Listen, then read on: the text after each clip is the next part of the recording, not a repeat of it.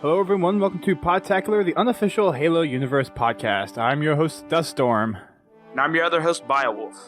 And we are here after a very, very interesting weekend of Hunt the Truth news. And of course, with us tonight is our resident other staff members, Hot Sauce and Godzilla Todd, for the discussion. Welcome, guys. Hello. Hello. Are you guys ready to get down with all this juicy details? I mean, this is insane. Oh yeah, let's get down and dirty. So this is going to be an interesting podcast for us because we're actually doing something a little different. We're going to have an open mic session. So if you're listening to us after the fact, it's a little late for that. But if you're listening to us live, we're actually going to be doing an open mic, which is going to be, if you have Skype, then you can hit us up at the account Podtacular Live, and we'll get you in when we're ready to get people in on the show. So this is going to be something we're going to try, and if it goes well, we'll do this again in the future, and let's hope it goes well. So, first things first, oh my gosh, this is probably one of the best, I guess, kind of promotional things for Halo since the Halo 3 promo stuff, really. Oh yeah, for sure. This set, so, people were excited. I mean, so many people, I was watching The Walking Dead. And, the only thing, I'm a huge Walking Dead person, the only thing I cared for was this trailer, come on. And then we, later on that we found, see both sides of the story, so we found that we're having two. And, it was incredible, man, it really was. Yeah, I can't, just, when we saw the trailer, and of course, so if you haven't seen the trailers yet, and we'll dive into them here in a little bit, we'll go into the nitty-gritty details, but there's basically two sides to one trailer, and one of the things that's been pitched in this campaign is there's two sides to every story. So one of the things that we're seeing here is Locke's side of the story and Chief's side of the story. And this is going to probably end up somehow tied into what we're going to see in the campaign. And it's actually really, it's a different take on what they've done with Halo in the past. Halo has always been kind of a central focus. Chief is leading the way for everything. But now we're seeing something very different with Halo. We're seeing this kind of toss up in the air. What's really happening? What's the mystery of what's going on here? What is the truth behind everything that's gone on with Master Chief? And that's this kind of tease that we're getting right now. Yeah, well, and the thing is... Go ahead, Bio. I was just going to say, the thing is, it's we have all these questions, too. It's which trailer was the real one? We, see two sides of it, but which one is the one that's actually telling the truth? A lot of people brought that up on Twitter, which I found very interesting, especially with a lot. People seem to be going on Chief's side with this, given the fact that, Chief's usually the hero in the situation. But they really did a good job with this. It raises so many questions. Yeah, it definitely gets you thinking. Yeah, a lot of which that when you kind of take a look at it, I don't know, for me, it's one of those things where I'm pretty sure I know where this is going because I have read the books. I do know a lot of the external fiction that's going on. And if you've heard the first episode of Hunt the Truth, which we'll probably touch on a little bit during this podcast, then you know a little bit of the backstory. But it's kind of interesting that they're presenting this other side of the story. What's the side that Oni's been feeding everybody versus what's actually the truth? Because I think from my perspective, we know the truth based from what we see in the books, but if you've only played the games, you don't know a lot of this backstory that's gone on. Mm-hmm. So it's almost like, what's this story that's been fed to the public? So it's interesting to see that dichotomy be presented here and what people are really going to latch onto. Yeah. I mean, another thing, I don't want to get dive into too much. I mean, I'm just excited, but oh, feel free to dive how far you want to. This is an all-open cast, so go for it. I mean, the thing that really caught me off guard is how dark Chief was. How basically he's going to sit there and get rid of Locke just like that to continue what he's going to do.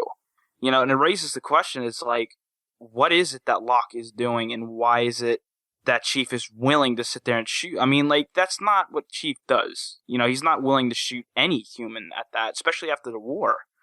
So many planets got glassed, so much human lives got taken from just a war that could have been prevented. But it's like, why all of a sudden we're going to sit there and see Chief able to sit there and shoot a Spartan, in fact? I think it's a lot simpler than that, really. Like, why wouldn't he? If I mean, I'm predicting here, but what if Locke is standing in between Master Chief getting Cortana back? Like, he just lost his lifetime companion, so why wouldn't he kill him if he's going to stand in the way?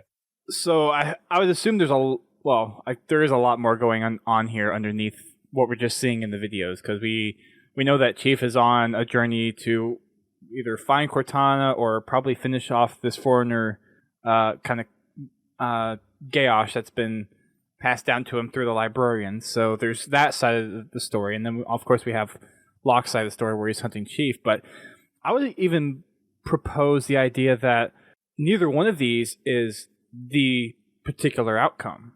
Like, it could just be, these are the two extreme sides that we see here. This is going to be a significant crossroads in the game, or this could be the end of the game. But I think there's very much more openness to Chief's proposition of killing Locke than there is Locke's proposition of killing Chief, where Locke is more like, I have to stop you to save humanity, where Chief is, you've done what you've come out here to do, but I still got stuff to do. Like, Locke has his final ultimatum of ending Chief, but Chief's final ultimatum isn't ending Locke. So I almost see it the way I viewed it, and maybe I'm just biased because, all hail Chief kind of thing, but maybe that was just, it's more of a don't stop me because I'm going to finish this kind of thing. Yeah, don't get in my way. Yeah, I mean, something that really popped up, and this is just pure speculation between the Halo community, but something that really was interesting that I found was, in the game, have a choice, kind of like a Mass Effect type deal with it. Maybe, like, I don't really know how they would do it, but it was an interesting concept of having whether or not to save Chief, or maybe whether or not to kill Locke. Maybe this is preparing us for something of that sort. I don't think so, but I think it was definitely interesting to hear something, because they're going in a whole different direction that we've seen before. It's usually defeat the enemy, save the human race, and this time it's not like that. It's that we find the hero and make a choice. Is basically what I'm getting from this. I don't think they would go the Mass Effect way, where you can decide the outcome. Like, the Halo games have always been pretty linear. And for the lore side of it, I don't know how that would work. Well, yeah, I mean, that's why I said it's an interesting concept. I mean, having to be able to make some choices within Halo is something that a lot of people don't want to see, because it'll pollute a lot of the storylines and different things. It'll make things too complicated, which I can understand. But I think it'd be interesting to see what they do with that. Maybe not necessarily make a choice as to whether or not kill Chief or Locke, but maybe do something a little bit less story changing. I think right now it's more proposing the idea of there's this questionable side of the Halo universe that Chief and what Oni has been hiding isn't all as what it seems to be. I think there's going to be a linear story progression. I don't think that we've seen, like, whatever the result is. I think it's kind of sparking that interest and really generating that quest for truth. Because if you think back to the E3 presentation last year, the trailer that they had, it wasn't E3, it was the Xbox presentation last year, where they had the quote unquote Halo 5 teaser with Chief. Yeah, walking that was through the 2 sand. years ago, wasn't it? Yeah, that was 2 years ago. Okay, 2 years ago. But Bonnie Ross said that Chief is hunting for the truth. And now we see this whole hunt the truth thing, so I'm willing to bet those are tied together. Oh, absolutely. It's crazy. And another thing that I really want to take a look at too, and like I analyzed these trailers frame by frame by frame. Like I went over them about 100 times, just seeing if I could pick up anything that was a little bit different, just any background noise, just different things here and there. And it's like the one thing that I really came in to look at is I don't think Chief was honestly talking to Locke until the very last dialogue. He was looking at the statue the entire time, which was kind of directed towards him. And if you pay close attention, the statue of Chief was damaged in Chief's trailer instead of Locke's, which is interesting. Yeah, and I know we talked about this after the trailer showed, and the way they actually presented the ads on the Xbox dashboard, it does basically verify that, yeah, he was talking to himself at the beginning. Because I personally thought that he was talking to Locke, where all the stuff that you've done to like compromise, like, because if you think about Oni and the stuff that they do with regards to changing information, presenting it in a favorable light to Oni and the UNSC, it's what they do. They corroborate, they manipulate stories, they make those kinds of... Exactly. So at first I thought it was that, but then seeing how they kind of worded the ads, how Chief was basically questioning everything he did, at least that's how they presented it, it supports the idea that, yeah, he was talking to himself. But that brings up another thing, because a lot of the stuff that we see Chief do in the past Halo games, it's a definite, yes, this is the right thing to do. Mm-hmm. He's never really had that sense of questioning himself. And I'm starting to wonder if losing Cortana, we're seeing a lot more of that human emotion play back in. Because if you go through the games, Cortana was always the personality of Master Chief. Right. Yeah. Chief was the machine. He was the mechanism. That was the whole purpose of that last scene in Halo 4, showing that Master Chief has been the machine and Cortana has been the personality throughout the entire Halo experience so far, through Halo 1 through Halo 4. And I don't know if that's something that a lot of people catch up on.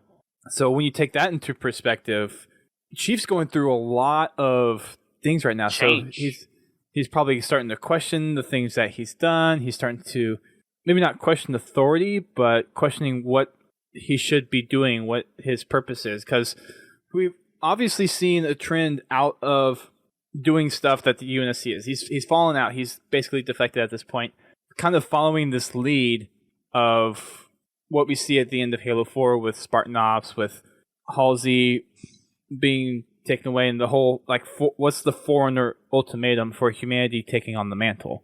So there's a lot of things going on here that could really be playing into it. And I think for Chief, it's just come to the point where he finally has the chance to kind of break out and really he doesn't have that defensive barrier anymore.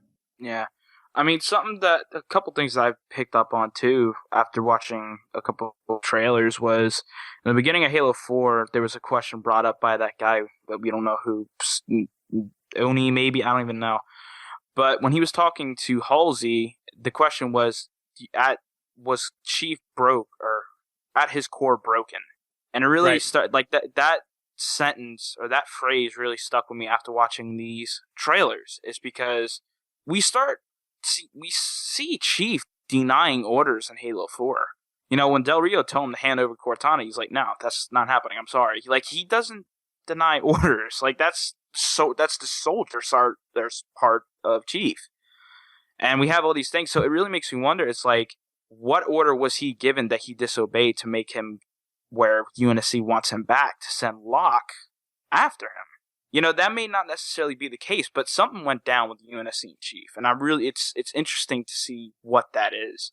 Do you think it's UNSC or do you think it's Oni? I don't even know if it's either one of them. I think it's more of the I know a lot of people, or there are certain groups of people that don't really like how much the Forerunners have been incorporated into the Halo universe, but I think it's probably something to do with that interaction with the Librarian, having that higher calling past what the UNSC and what Oni has planned for humanity, and really taking on that responsibility that has been left behind by the Forerunners for humanity.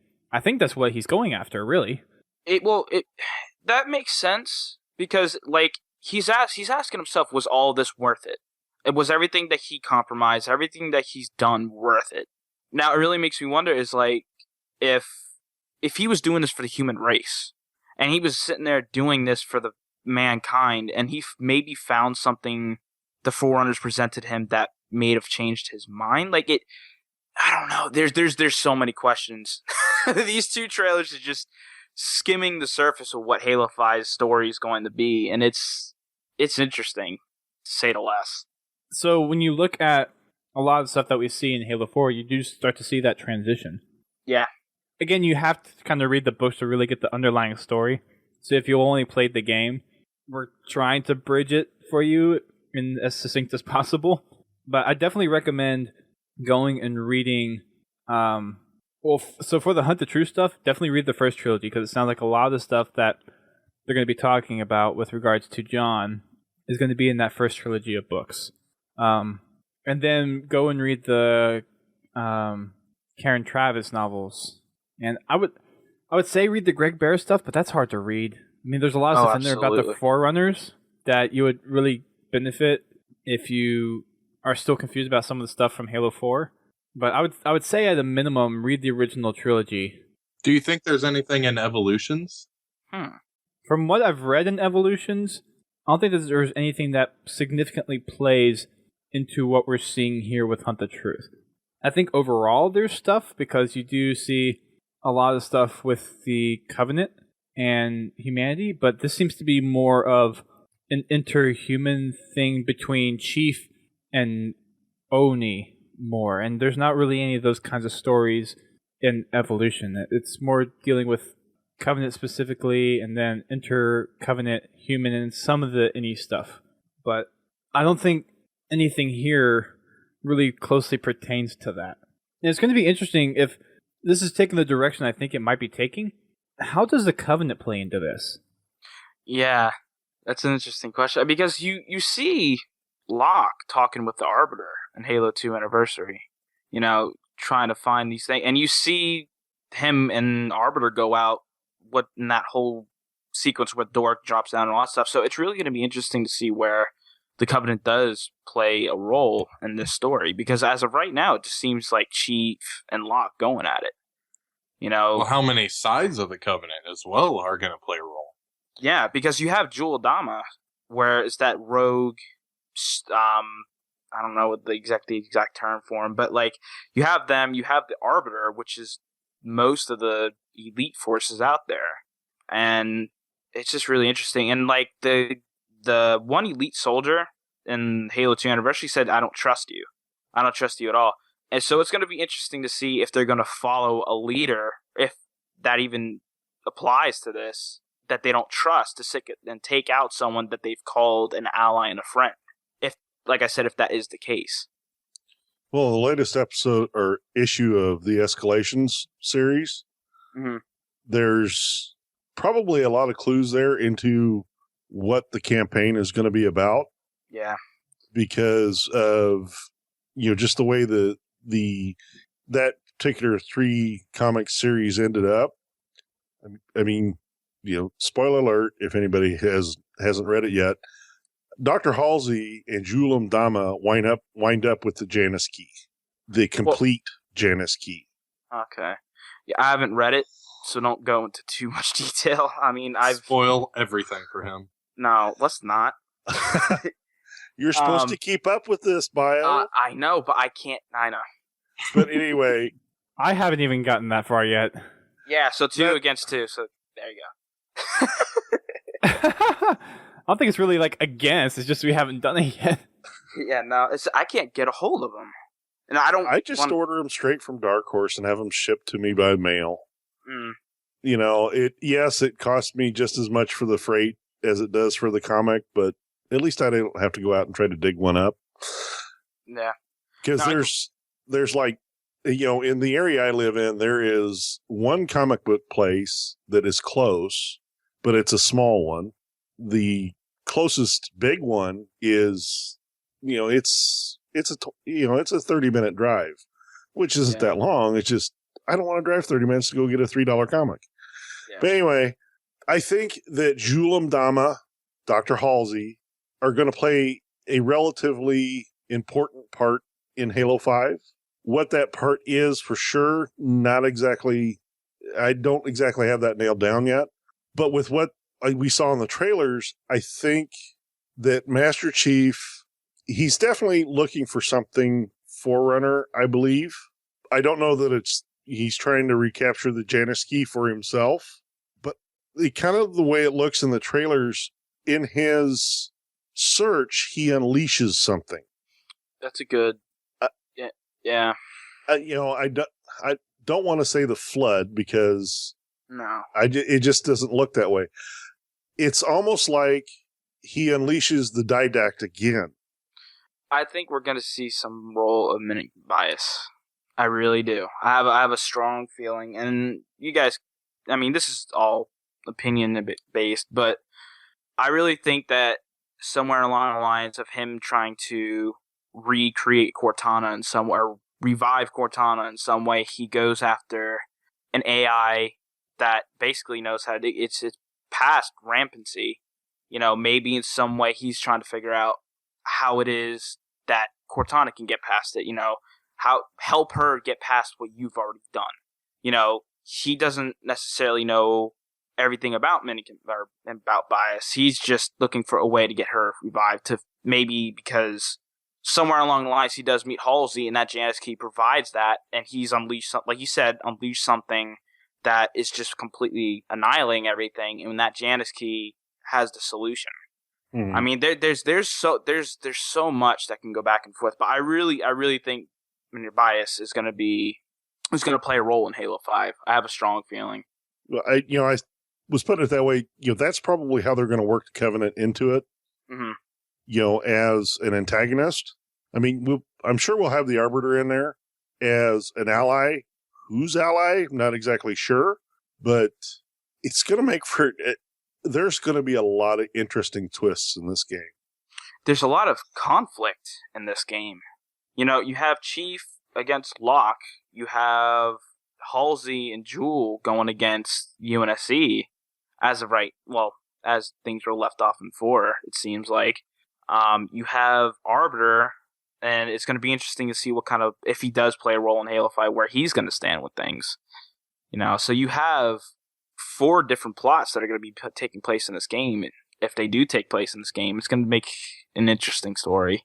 I can't wait to get my hands on it. There's a lot to take in, and I don't know if I mentioned this on the last podcast or one of the podcasts previous, but there's a lot of threads that we have going out of Halo 4, and now we have this kind of hunt the truth thread. We have Oni kind of manipulating the story a bit now, that really puts into question how are they going to really tie all this back together, because we have the loose end of Spartan Ops with Halsey and Jewel and everything that's been done there, and then we have the other side of Chief trying to go find I don't know if he's still possibly looking for Cortana at this point, or if he is trying to just kind of discover that ultimatum of humanity that the Forerunners have left behind for them.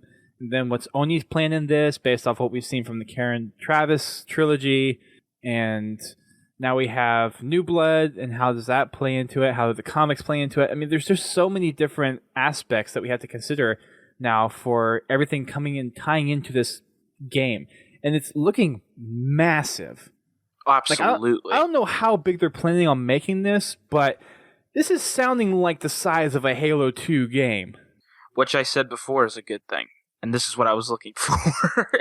After seeing this, I pray that it was like Halo 2 lengthwise, because if you put it in a Halo 4 campaign that was that short, I mean, to me that was short.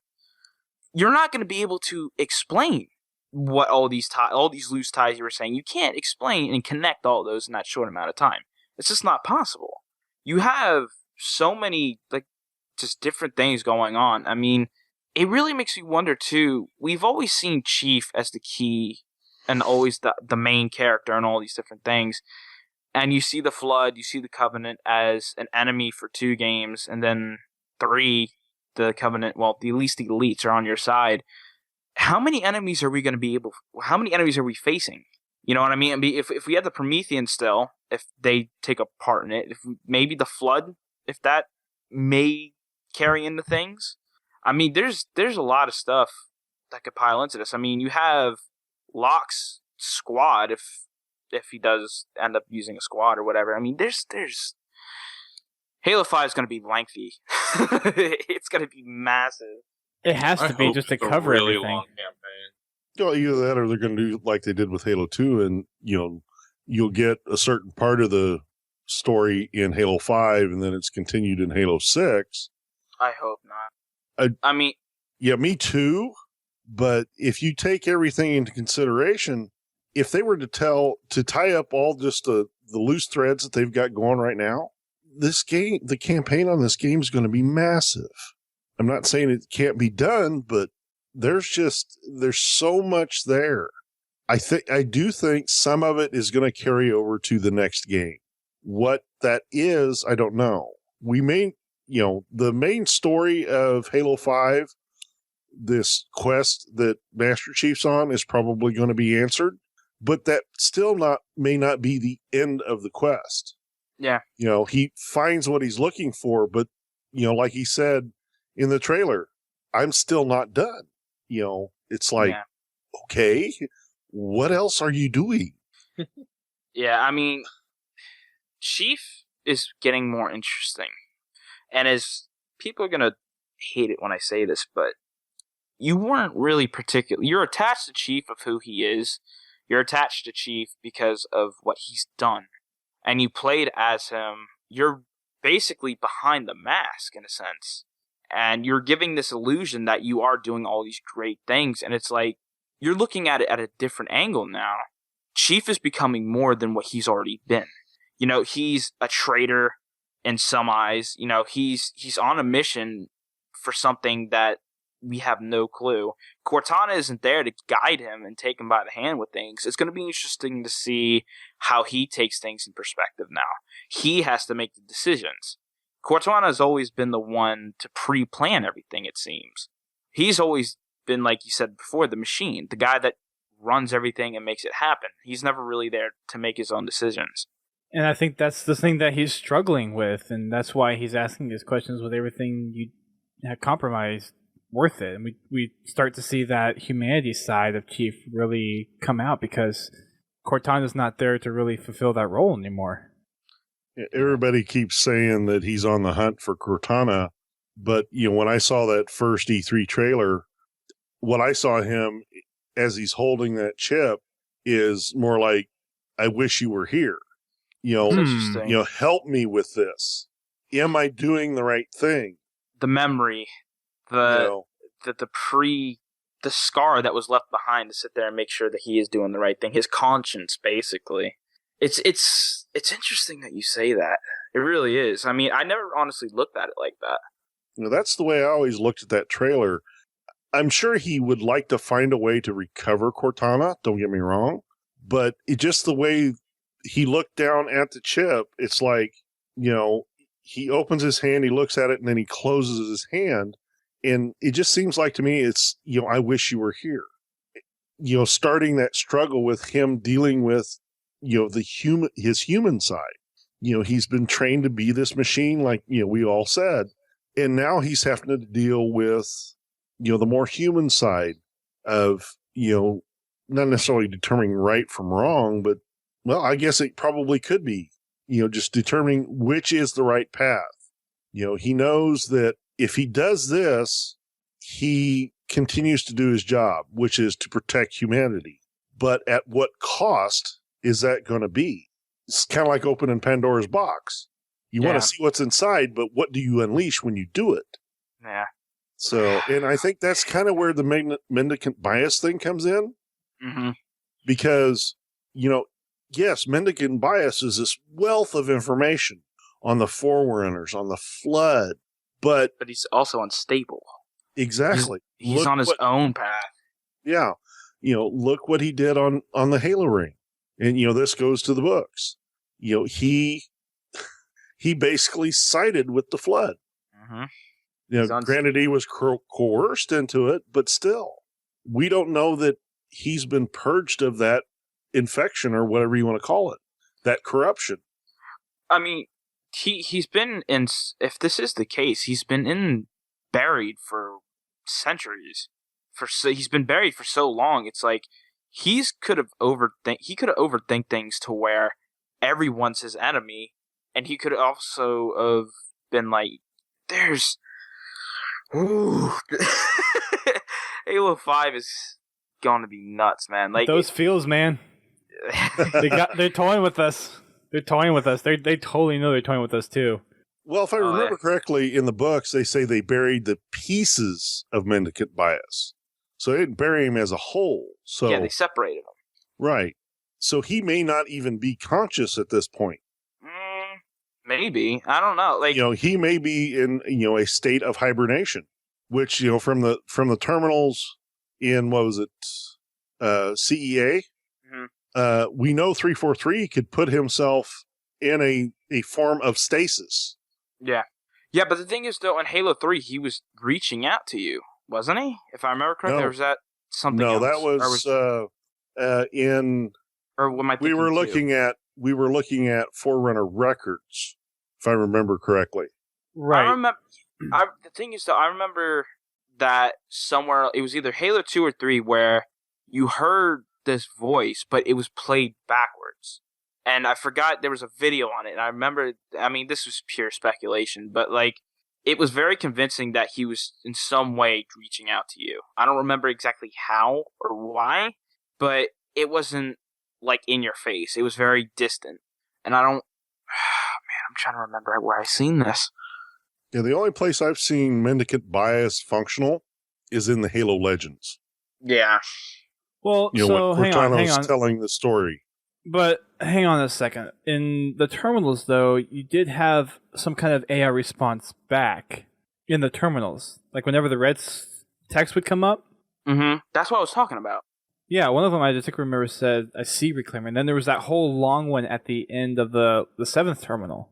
And it's been a while since I've seen them, so I don't remember the exact text. But wasn't that a Forerunner AI? That's what I thought. That's what I honestly thought it was.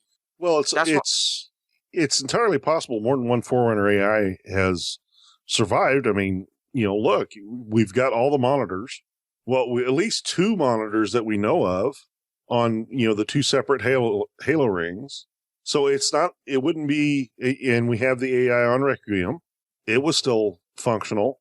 So, an AI going non-functional just because of time, I could see where, the records we are accessing in Halo 3, we are accessing the Forerunner installation in the Ark, and there was an AI there, and that could be what we're seeing when the red pops up. We've violated the security. So I'm pulling something from Halo Wiki, and according to the Mendicant Bias page, Mendicant Bias tries to reach out to John 117 through the terminals. See, that's what I was saying. That's what it is Mendicant Bias. Okay. See, I'm seeing it somewhere, but that's what I'm saying. So, if he was in this state of hibernation, he wouldn't be able to do that in Halo 3 in those terminals. Well, not necessarily. So look at the librarian, though. She's in basically digital stasis on Requiem. Would you consider that stasis? You still have some kind of Well, no, on the librarian on Requiem is just a copy of her memories. After she leaves Requiem, after putting the didact back in his cryptum, she leaves a copy of herself to watch over him and to alert anybody that comes to the shield word not to open this ball. But then she goes to Earth to create the gateway to the Ark. Oh, yeah, that's right. Okay. I forgot about that detail. As far as we know, she dies on Earth when the Halo rings are fired. That was her I want to say subconscious, but I know that's not what you should call it. But well, it's a copy of her consciousness. Yeah. So see, I don't consider that stasis though. I don't, because it's not her. It's not her at all. It's a copy of what her feelings are, what she would say, different things like that. It's just like a computer program of herself. I would say the AI itself isn't in stasis. If he's reaching out to Chief in some way, he's making an attempt to do something, which indicates to me that he's not asleep, he's not in stasis, he's in some way alive, and he's conscious in some way to make that decision to reach out to Chief. I mean, so maybe it's just a certain part of him that's reaching out? It's entirely possible.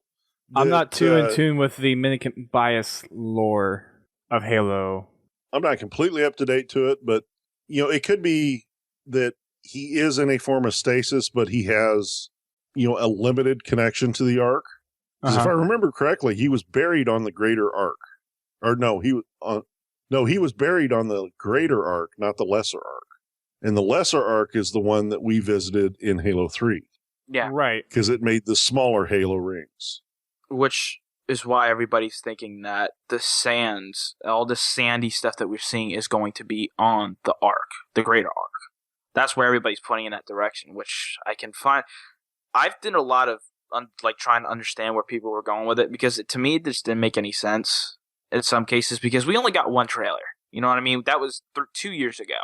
That was really, really early on. And I would think that was just them showing that they're messing with us even then. It just, oh man, I really hope in some way Cortana plays a role in this, and I really hope that she comes back even more knowledgeable with the Forerunner stuff than she was when she was alive in 1 through 4, because she was learning so much just from being plugged in from Requiem and different things like that. She was learning. She was doing all that, and we don't know what the librarian did to her when she was on Requiem that one time when she took Chief too.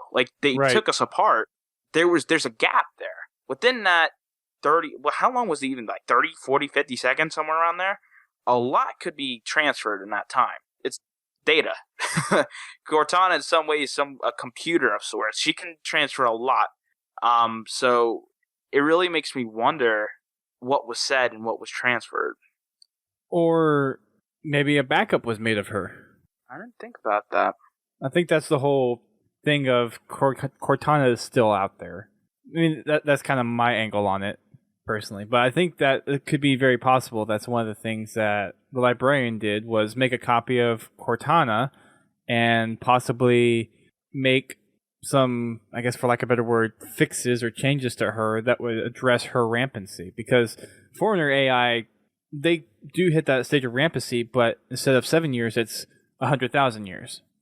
Well, not only that, some AIs surpassed rampancy, and it was also that went into metastabolic stage, if I remember correctly, the meta stage, which, if I remember correctly, that was mendicant bias. He passed the rampant stage, which kind of leads to me to think why Chief is looking after him, or looking for him, to see if he can help out with Cortana at rampant. See if he does find some sort of sliver of Cortana left. With that though, another thing that really raises questions with me too is that Cortana was able to split her rampant parts apart from herself. She did that. So it really makes me wonder, if she was able to do that, couldn't she plant herself, part of herself somewhere to where she was still alive? Not consciously, maybe because she was a clone of Halsey's brain. You know what I mean? So she's unique. She isn't like any other AI we've seen before. So she could have made a decision real quick to sit there and do something. I mean, for her just to disappear like that and not be nothing left of her, she can't be gone. It's just there's too many things out there for her to be gone. Right. I agree with you, but it's a matter of to what state will we get her back? Yeah. And while, she is a clone of Halsey's brain, there's still some underlying AI logic that is in every AI that the UNSC creates, putting certain restrictions on how that mapping of the neural net works. I mean, it's designed to really focus on certain pathways and kind of block others. Well, yeah, they don't copy the donor brain's memories so that the AI that they generate is its own unique personality, but certain aspects of the donors and habits, likes, dislikes do transfer. It's like in I'm losing it. Uh-oh. You're not going In the, rampant, are you? Brain fried long time ago, shortly after I got my first copy of Halo. Anyway, Oh, gosh. in Contact Harvest, Sif, the AI that controls the space station, Mm-hmm. Uh-huh. she thought of, the containers coming up her strands. She enjoyed the pull of the containers. And later on in the book, they associate that with her donor liked to brush her hair. She enjoyed the pull of the brush through her hair. So, there are some residual memory in there. The motion of the pull, struck, Sif enjoyed that like her donor enjoyed brushing her hair because, the actual motion of the pull. But as far as Cortana, splitting off her rampant parts, well, each time she did that, she split off a portion of her own personality as well and the data that makes that up.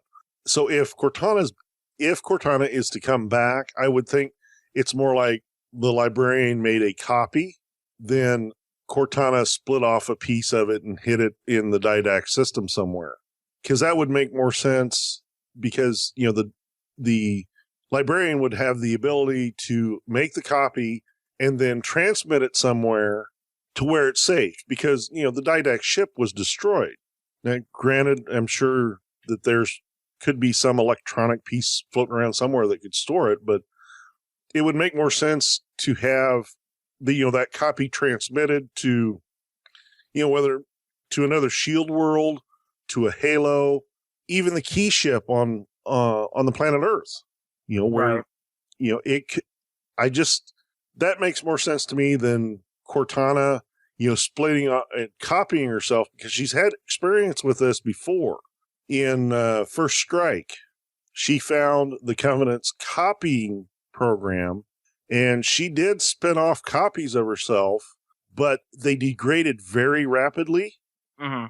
And when she was it one of them, she split off all of her security breaching protocols.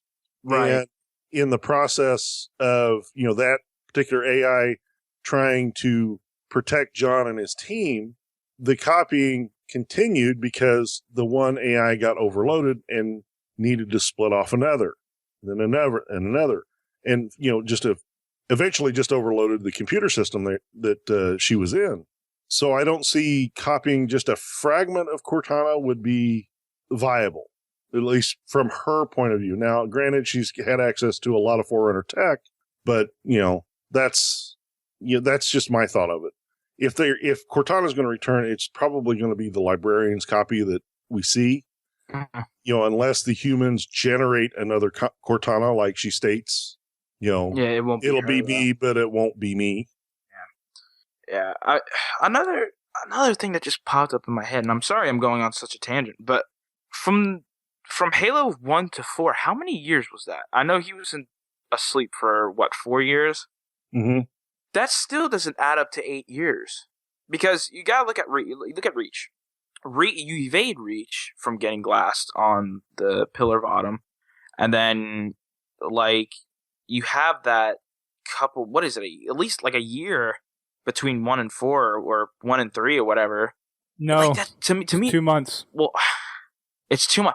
Okay, that's even better. How is she going rampant in that short amount of time? Halsey didn't create Cortana during the Book of Fall of Reach. Cortana's been around for a little while. Oh, okay. Yeah, Cortana wasn't just made then and there. Cortana has been around, and I think I want to say the Fall of Reach addresses it before we actually get to the events of Halo, of when Cortana's made. So yeah, there's definitely some time before then, and I believe, isn't Cortana really kind of going towards more on 8 years in Halo 4? Yeah, because they said that normal AIs go rampant after 7. Mm-hmm. That's what she stated. Yeah. So, and that whole I was a clone of Dr. Halsey's brain, which could have made things a little bit different. That could have extended that actual year. And there's other people out there saying that she was going rampant within that last year anyway. It was just she was getting the end stages of it in Halo 4. So, like, that last 7th year could have turned into the 8th right in the beginning. So, there's a lot of possibilities. I mean, there's a lot of questions that I wish were answered, but right. But going back to the whole Halo 5 trailer thing, because we're going on tangent, but yeah. But well, I mean, this might be a good time to open the floor to open mic. Yeah, so if you guys are in the chat room and want to ask us some questions or give your thoughts about the trailers, since we kind of need to get back on the tangent, then you can message the Podtacular live account now. So if you've tried to message before, it's not going to count. So here on after, just shoot the message over to Podtacular Live on Skype. That's all one word, no spaces, no dashes, no underscores, no any of that stuff.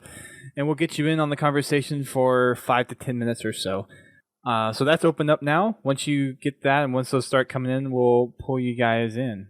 But Bio, what were you going to say? Oh, sorry. What I was saying was with Locke going back to Locke's trailer, something I also noticed too was he was very sinister when he was talking. You know, like we see him in, like, we see what he was talking like in Nightfall. He wasn't like that. His character kind of seems to change with these, like, even within the Halo 2 anniversary clips, he seems more dedicated. Like, he seems more driven. And it really makes me, like, I understand that he's driven to do his task, but he was very, like, I don't even, like, the word kind of really doesn't make any sense, but, like, he kind of reminds me of Joker. Like, he was just, like, showing off what everything he's done and, like, just completely explaining everything. Like, he was really out to shut down Chief. Yeah, he struck me more as being, overly sarcastic than evil or, sinister. It just, that's the way it looked to me, with him throwing his hair back or his arms back and, his hair. His hair. Anyway, his arms back and saying, "All hail the Master Chief" type deal, that's the way it struck me. I mean, granted, towards the end of his dialogue, it did get a lot darker. Yeah. But, right at the very beginning, as he's approaching Master Chief, to me, it just sounded like he was being really sarcastic and not in a good way until, he gets to Master Chief and he drops the DMR, which, nice BR in the HUD, by the way, and pulls his pistol, which is absolutely cool, and starts pointing it at Master Chief. I'd really like to know what put the hole in Master Chief's armor. Yeah, because he was just coming out of a building looking for Chief is what it looked like. Well, it's coming out of the inside of a destroyed building. But, what in the world hit Master Chief to put that hole in him? To me, the first thing that came to mind when I saw the hole for Master Chief was a spike. But, I mean, we haven't seen spikers, and I don't know if that really plays anything into the game here. But that hole kind of reminds me of, like, what a spiker would do. True. I was thinking more like, something like a Promethean weapon, because if you look at his arm as well, it's burning. The armor's burning on his arm as well. Uh-huh. So whatever it is, packs quite the punch. Yeah. And it's hot. Yeah. Yeah, well, and it's not only that. It makes me, we're talking about Chief, but it really makes me wonder what happened to Locke. What was, like, I know this is going completely off Chief's thing. I know that there's a hole in Chief, but, like, what made Locke go into that too? Because if you look from the side of Locke, his back was sparking. Mm-hmm. Like, you have these two different damages on both Spartans. It's like Locke is sitting there sparking and doing different things. I mean, that could be tech things from just because he has a different suit. But Chief looked like if you looked at his left arm, like, it looked like it was almost like melting in some places. Like, it was like really hot, melted, molten, and just, I don't even know. Like, it was burning. Yeah. It reminded me of the damaged armor that we saw in the beta. Just, like, recently damaged. Yeah. Yeah. I mean, there's so okay. These two trailers, these two live action trailers, there was a lot of thought put into them. There's still stuff hidden in these trailers no one's found yet. I guarantee it. No one's found it, but like there's always been something. I mean, you have the UNSC, or not the UNSC, you have the Infinity up in the sky with two giant holes on the hull of it, but it's still floating. You have this city, which seems to be the city that was in the early concept art that we got from 343. There's there's so much wrapped into these two basically 3-minute trailers. This is just crazy. I mean, I didn't honestly expect we've seen live action trailers before, like a sequence, but this is just crazy. Like, this is completely different. I think just the hope that DMR was fight- cloaked. I think that, well, no, I don't think. I hope a version of this battle's in the game Oh, absolutely. so that we can see what is actually taking place. Would you want to play it or would you want to watch it? Both. Another thing that popped up too that I didn't see too many people talking about is there's a statue of Chief. Chief isn't dead. You know, I can understand a statue going up after someone's passing to. They thought he was dead at one point in time, though. True. May have been built at that time. Yeah, but he was. True. But the thing is, we have this statue, whatever. People know he's alive after Halo 4. Like, the UNSC knows, everybody knows. Even Halsey knows. He's alive, but we want to remember you as you and not you, is the words that came out of Locke. Well, when they put the statue up, they saw the Chief as a hero. Right. You know, as their savior.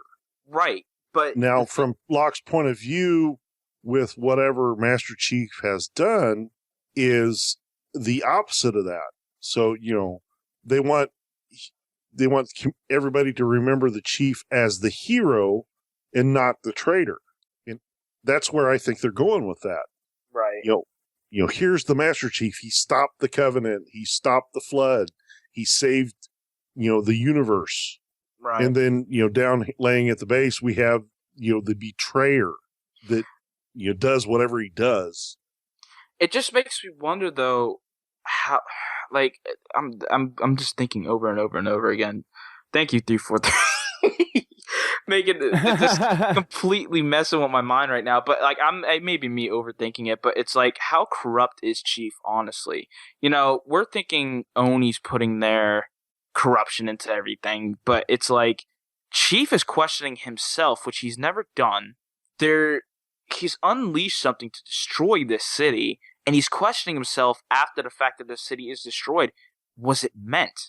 Is what I'm trying to think of. And like I said, this is me probably overthinking something, but it's a possibility.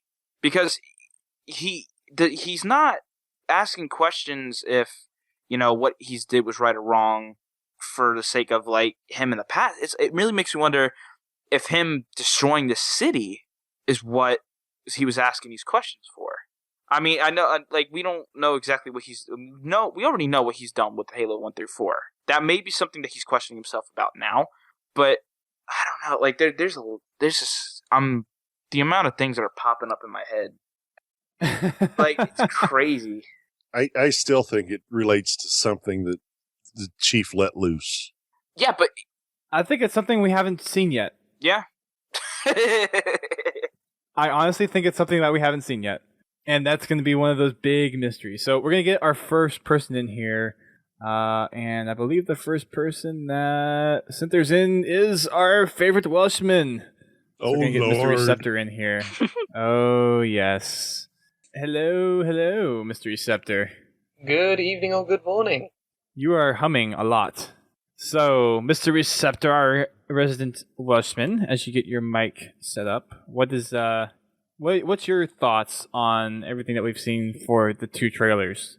Possibly the most polarizing and thought-provoking incidents yet in Halo media history. Such big words. Previously, in Halo Combat Evolved 2, 3, and 4, it's always been, you have one enemy. It is the enemy against humanity. Simple as, you need to protect humanity. This time, we have reached an interesting crossroads in the Halo 5 trailer. It's human versus human. Whose side are we on? This is a complete shift for everything we once knew, everything we trusted and followed for 10 years plus is now being called into question in a 1-minute trailer featuring Spartan Locke. So this is going to be something big. It's going to be discussed for months on end, along with Hunt the Truth. But a couple things I've noticed in the trailer that did catch my eye is interesting. First of all, is the statues in both trailers. In the first trailer with Spartan Locke, when he's walking up to the trailer, he's doing his all hail the conquering hero thing. The statue of the chief is unblemished, no damage whatsoever on it, despite the fact the entire city has been wiped out. The sun is shining on it, and is this the shining example that Locke is discussing about, saying, this is what the chief should be, this is who he should have been all along, this is the UNSC's belief in him, this is Oni's belief in him. And so it seems to be this is what he thought of him, not the broken chief that is down on the floor. But in the Chiefs trailer, the statue is just as damaged, if not more damaged.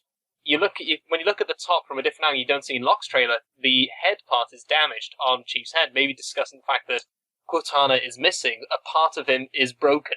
So it's kind of like the difference of, this is the Chief's opinion of how he feels and how he feels against Oni or UNSC at this point. He is a broken man because he doesn't have his extra half, Cortana, or for everything that has happened to him since a child. So I think there's this polarized thing. He's looking for his humanity. They're discussing the fact that as humans make mistakes. They are not perfect, which is anything and everything that is, trying to think of the word, anatheme to everything the Chief is and stands for. So it's interesting seeing how they've split these two up in both Locke's trailer and in the Chief's trailer. It's definitely a different point of view. Yeah, I like it. Yeah, I mean, it's interesting to me that the Chiefs side, like I'm going back to my points before, is that Chiefs side is damaged, and like everybody's gonna point the finger, oh well, Cortana's gone, but I still go back to that point of, how corrupt is he? Why is he this corrupt? Did he honestly mean to release whatever it was on the city? I mean, that's something that, like I said, I may be overthinking it a little too much, but it's a possibility. But is it the city, or is it like a bigger picture? I think it's just all around a bigger picture. You can only fit so much in a trailer. I don't think the Chief himself is corrupt. Confused, maybe, but not corrupt. Well, I put it like this. Say, for instance, Halsey gave him this Janus key. And Halsey is basically the one Halsey's the person that Chief really looks up to, in a way. Maybe she described something to him to basically get rid of the UNSC because they're doing stuff that is going to completely destroy what the Foreigners have been trying to do. And maybe it's something that is completely, I don't know, maybe UNSC is sitting there trying to stop or destroy this Forerunner tech that would ultimately save the human race and prolong it, and maybe they're trying to destroy it, and the only way they're going to be able to stop that is to get rid of the problem, which could be the UNSC or just some part of this city or something of that source. I don't think the location here, other than the statue being there and being kind of symbolic, is necessarily any one particular in place. Yeah, but the thing is, I know there's that significant to the concept art that we got for Halo 5 last year, but is there a huge significance in that? I don't think at this point there really is a big connection to make. There has to be some sort of correlation with it, though, because it is that city in that particular concept. That city's going to take maybe it's just a place in itself, but why pick that location?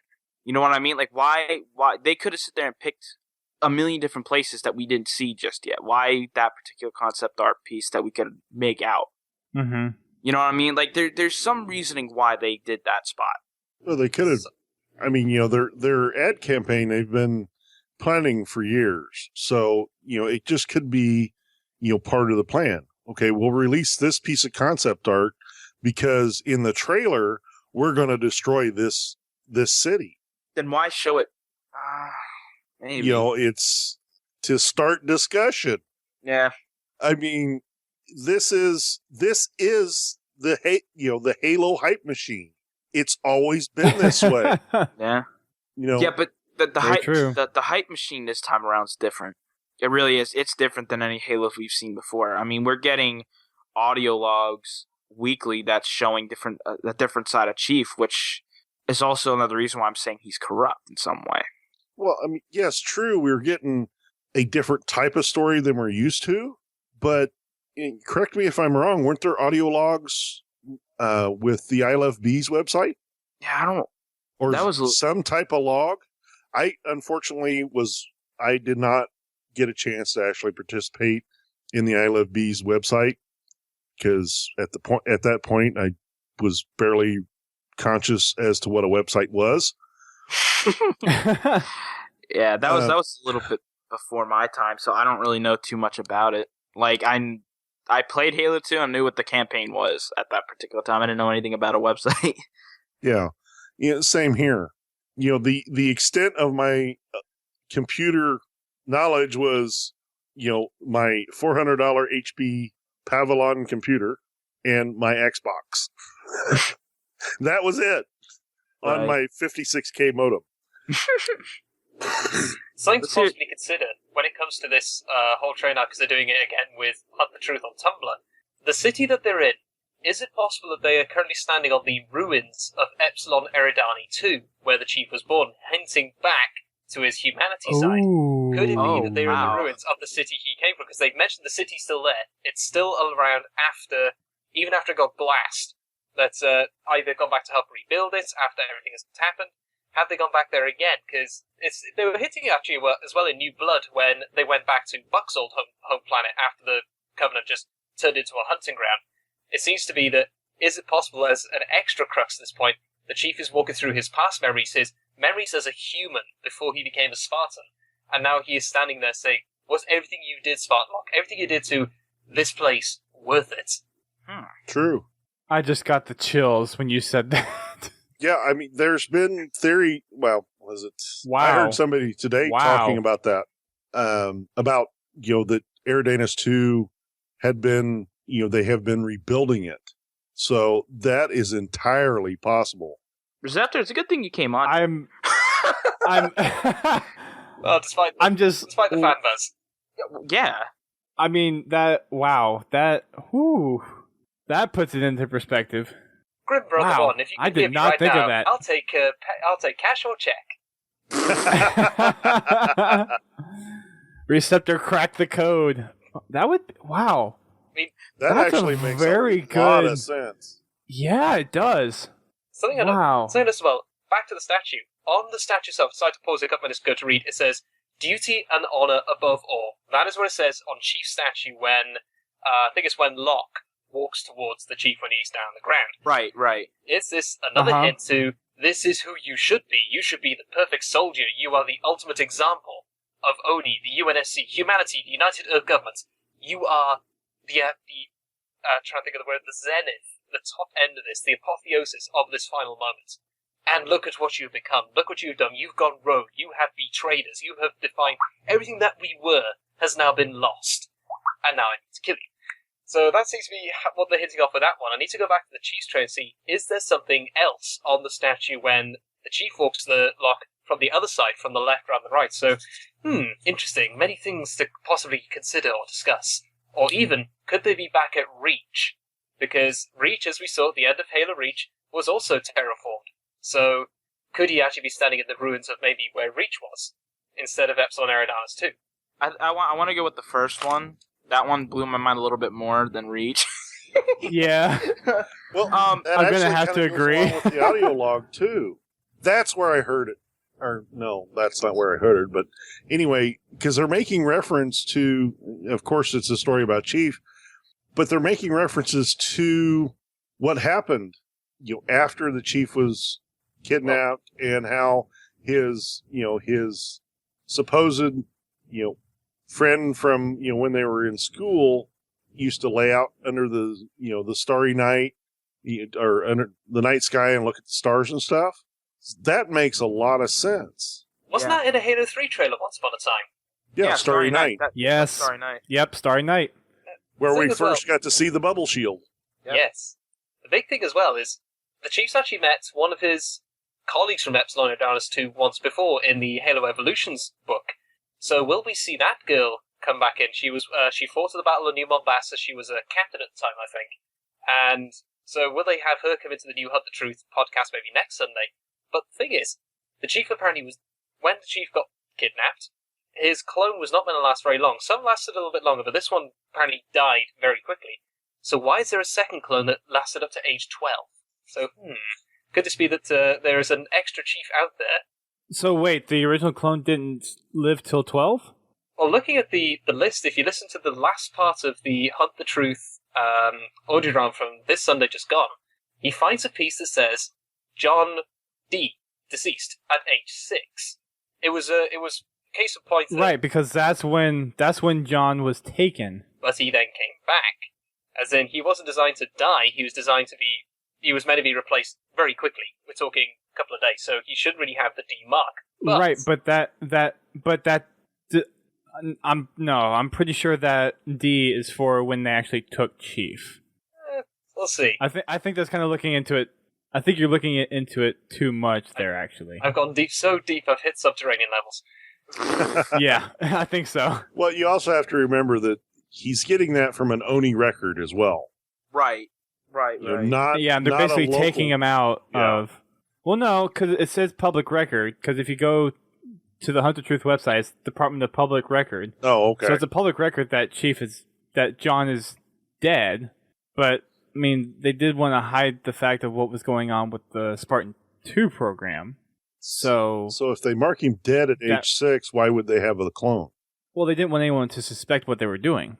It wasn't so much they didn't want to suspect it, it was the fact that Halsey felt so guilty over taking these kids she gave them clones. She still knew the fact that they would die, because clones really didn't last very long. They think some lasted weeks, some lasted years. But it still doesn't make sense. Well, from the audio log, John's clone lasted 6 years. So he was taken at 6, and in the audio log, he made it to 13. I need to really read up my stuff again and find everything out and make sure I've correlated this correctly, because this is interesting. Yes. Well, we know that for some of the clones that we see in the books, that the parents did get suspicious, and some of them figured out, like Naomi's dad knew what happened, knew the truth. Well, he suspected what had happened. He didn't know the truth until much later, but yes. Right, but a lot of the clones, I mean, they died off, and a lot of the people didn't really think twice about what happened. It was just one of those things that, there is grief, and then it happened. But I think in John's case here, the whole taken at the age of 6, making that kind of an official record where, he's no longer part of the picture. And then the clone goes in just to, on Halsey's request, and to basically put in place another person that is supposed to be like John. So that part of his teacher, what was it, Dion Governor, saying that John still had a lot of the same characteristics. I think that was just the clone up until the age of 13, where he didn't make that last practice, and then when the Ennies took over, and he eventually died off. Possibly. I said, I think there's another rabbit hole there. Well, I think that's what this whole thing is going to be unraveling, is how far does the rabbit hole go in the Hunt of Truth. Indeed. There's the Matrix reference for you. Yeah, no kidding. One thing I did with Hunt the Truth is, on Friday when they brought up the new picture of the lister, the Oni guy who said, okay, you need to do this for me. The name is Michael Sullivan. Michael Sullivan is Sully from Forward Unto Dawn. One of the ones, along with Arensky and Lasky, managed to get off Copulo Academy. So he went pretty far from surviving where he initially went. So, yeah, it's nice to see they're linking in some of the old stuff again as well. So Sully knew perfectly well who the Chief was, because he met him pretty much face-to-face and had his life saved by him, and also from the other two Spartan 2s, Kelly 087 and Fred 104. So he knows how young they were. So it's interesting that he's sent this reporter off to look at the history of the Chief when he knew full well how young they were at that time. Well, yeah, that's right, because they took off their helmets. Except Chief. That's right. Interesting. Well, Receptor, thank you for coming on for the open mic. Expect to see you in the chat, dropping more mind-blowing associations. I'll see what I can do. But yeah, thank you very much for having me on. For sure, man. Yeah. So the next person that we're going to get in is Austin Ford from Reclaimer Radio, which is actually the reboot of Halo Gaff Radio. So we're going to go ahead and get him in here. I think this is going to be a pretty interesting one. It's been a while since they've been doing their podcast. I think they're on episode 5 or so now of the reboot. So this should be pretty good. So let me get him in here real quick. Yeah, that was an interesting association of that possibly being on Iridanus too. That's something that I never really thought of. No. From a location perspective, and I think there's been a few assumptions at where that concept art is actually from, but I don't think we've ever actually seen exactly, or I don't think we've gotten any official confirmation of where it is, right? Nothing that Not that I know of, no. It just, this just goes to prove how crazy the story is for Halo. Like, the Halo universe is just incredible. And the fact that he just brought this up and just blew our minds with something as simple as just a story like that, just bringing up an old where Chief grew up, it's just crazy. Yeah, I'd never even considered Iridanus 2 because I knew the world had been glassed.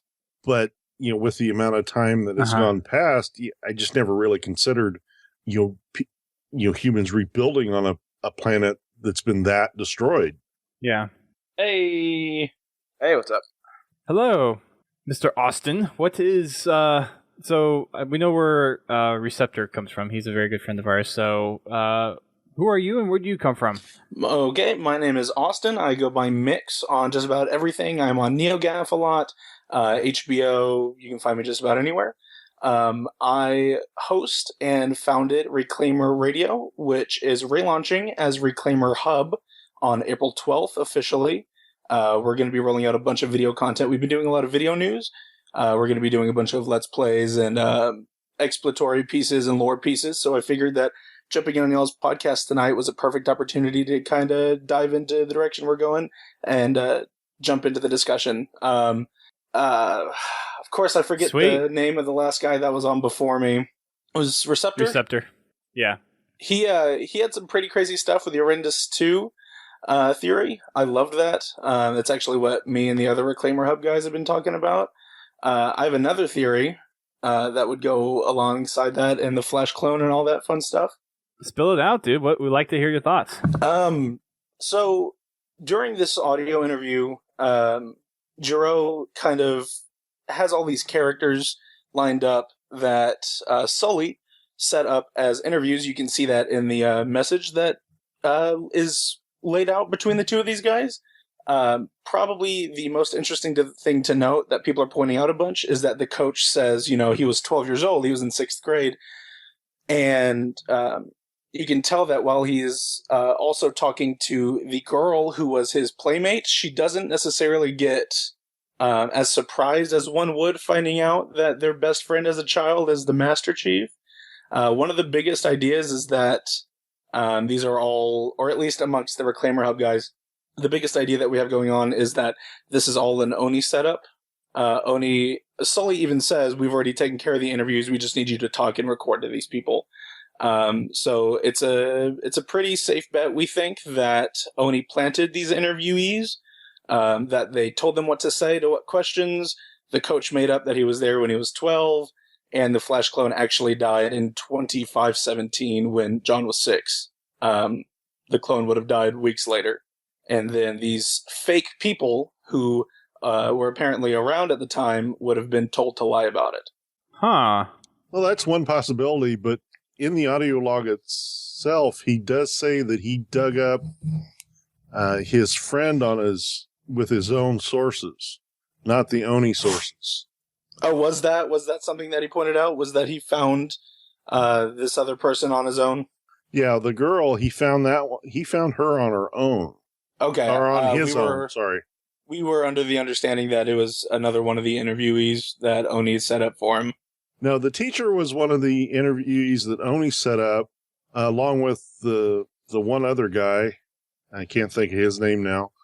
But he actually went out and found the girl. Well, his sources found the girl.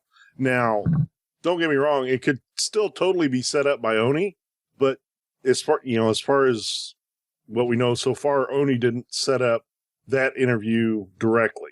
Of course, yeah, it could be very well that what she has to say is legitimate and it wasn't made up. But at the same time, I feel like if Oni was going to point him in the direction of his home planet and say, "Hey, go and interview these people," I would almost bet, especially Sully from Forward Unto Dawn, would assume that he would go looking for his own stuff and plant a trail that he would find.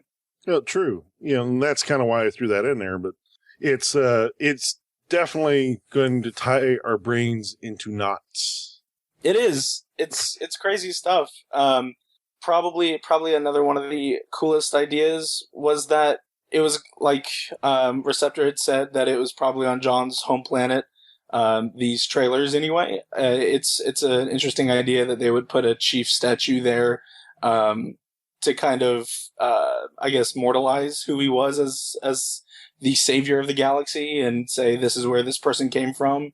But it's an interesting idea to think about anyway, that it's possible that Oni has a bigger hand in this than they are letting on. It's Oni. Of course they have a bigger hand. Yeah, in of everything. course, right? Oni's got their fingers in everything. That's what they do. That's what they're good at. Anyways. But yeah, that was one thing that I was unsure about the clones, and that was kind of the things about, I guess, me being convinced that the 13-year-old boy was the clone that had died. I didn't know that, or I didn't remember that it was only weeks after the clone that they died off.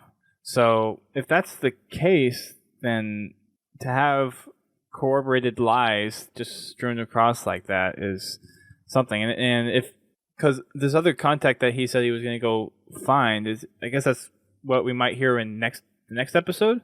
So it'll be interesting to hear what they have to say about that in there, what he finds. Yeah, absolutely. I'm super, super excited to see what kind of direction this goes. It seems as though they are following the whole, hey, here's 11 words on this bullet. That's kind of what each episode's going to be based on. And the next one is abductee. So maybe he does find something maybe he wasn't originally supposed to find. If you go back and reread the letter, it says that there's only 5 weeks worth of interviews and we have 12 weeks of stuff planned. So it'll be interesting to see how far off the beaten path this actually goes. Right. And one of the things with the whole 5 weeks thing, and we may have mentioned this it's hard to remember now what we talk about in staff versus what we talk about on the air. So if we're saying something that you guys haven't heard, then that's me just not remembering specifically. But I do know we talked about it at one point. Gosh, now I just forgot what I was going to say. Shoot. Rampancy. Never mind. Carry on. Yeah. Now who's going rampant now? Oh gosh, I don't know. Oh, don't get me started, dude.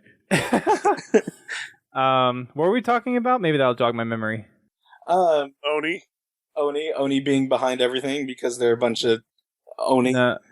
Some of the clones, some of John. Shoot. I'll come back to you in a minute. Going off the beaten path. Each word of the bullet being an episode. 5 weeks. Oh yeah, the 5 weeks thing. So, thank you. The one thing that I discussed was how 5 weeks was such a short amount of time to do a full profile on the chief. Yeah, right? And it makes sense that Oni having all that set up, it wouldn't take as long as you think. But if he wanted to really dig deeper into the truth of the matter, then you would have to really... I mean, 5 weeks isn't enough time, if you think about it. You would need multiple months to collect data from multiple sources and get a good feel for what's actually true out there, because that's one of the things that you can't really get with just interviewing a few people or a few select people. You don't get the overall picture. So the 5 weeks thing was like, that really doesn't seem like enough time to do a good full expose on a right superhero. And it's actually really interesting. If you think back to what kind of character Sully was, for him, like that character from Forward Unto Dawn, if none of his characteristics changed from 30 years ago to present events, it would almost be as though he's tipping Giraud off a bit, saying, hey, we're going to give you full access to all of the files we have on the Master Chief, but you only get 5 weeks. Yeah, I feel like Sully would want Giraud to dig deeper than what Oni would want him to. Well, I mean, that may be Oni's whole plan right there, too, is that you have access to all these things, but within that short amount of time, he may miss a couple things. Exactly. So it's an Oni PR stunt. Yeah. Yeah, so, I mean, it would the whole 5-week thing doesn't surprise me, because it is Oni, and I'm sure that there's something that they're trying to cover up. Yeah, sure, you can have everything you want. Go for it. You're not going to find what we have hidden, though. You're not going to have that much time to sit there and go into that much depth to find what we have hidden. So, it's still sketchy. The whole deal is still sketchy. Dude, it is. I'm really excited to see. I feel like it was super, super early for us to get live action trailers. I feel like that's typically reserved for closer to game launch. I'm looking forward to seeing if we get any more, not necessarily live action trailers, but more video tidbits here and there besides just the audio logs. Yep. Well, the Halo 3 ones came out, 7 months before Halo 3? How early were those live action ones? How early was the Armory live action video?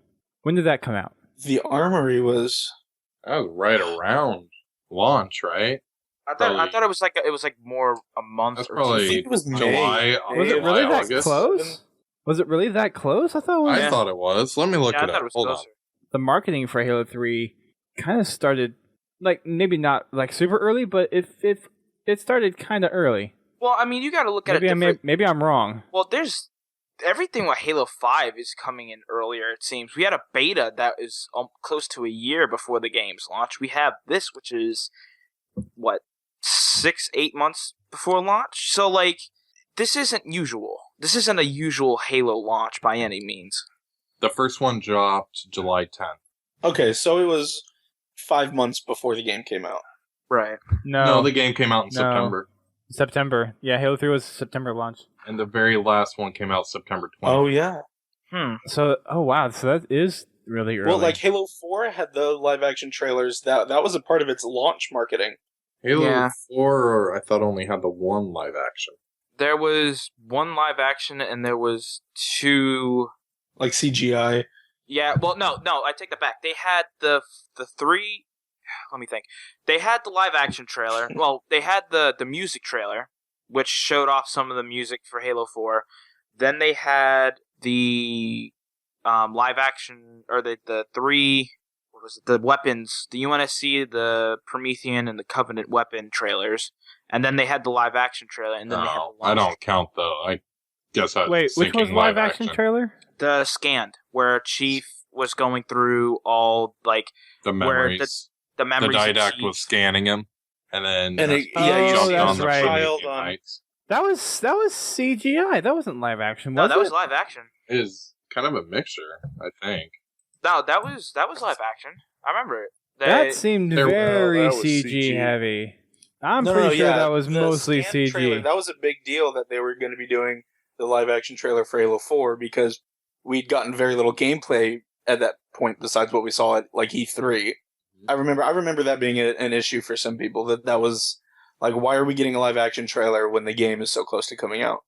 Yeah, that was another thing that stuck out too, is because so many, like you said, so many people were kind of pissed that we're getting a live action trailer compared to an actual trailer from gameplay. I really don't think that was live action though. They may have looking called everywhere- it live action, but I mean, it had at the very least it had live-action bits. The part where it's the child, it's John as a child turning towards his mother. Right. That was definitely live-action. Oh, for sure. That's true. Yeah. You had Because if where you he look was at that abducted. kid versus the Halo 4 cinematic kid, there is that uncanny valley difference. Yeah. The most of the Chief parts though just seemed very CG. I mean, yeah, the casting off of the Infinity and the kid was definitely live action, but just kind of the Chief portion just seemed very okay. So Pins is saying it that in the chat. It said the scan was partially live action. then the rest was CG. Yeah, so the scene with him as a child and then the scene with the Infinity, the christening of the Infinity were live action and the rest was CG. That makes sense. But Yeah. that's a big mix of live action and CG to really call that out as Live action, yeah. the two that we saw here for the Hunt of Truth, those are definitely live action. You can tell that was live action. And then the ones for Halo 3, you could definitely tell those are live action. There was very minimal mix of... Because like the Chief scenes, those were purely CG, whereas in the live action for Halo 3 and this Hunt of Truth stuff, those were mixed within the same scenes.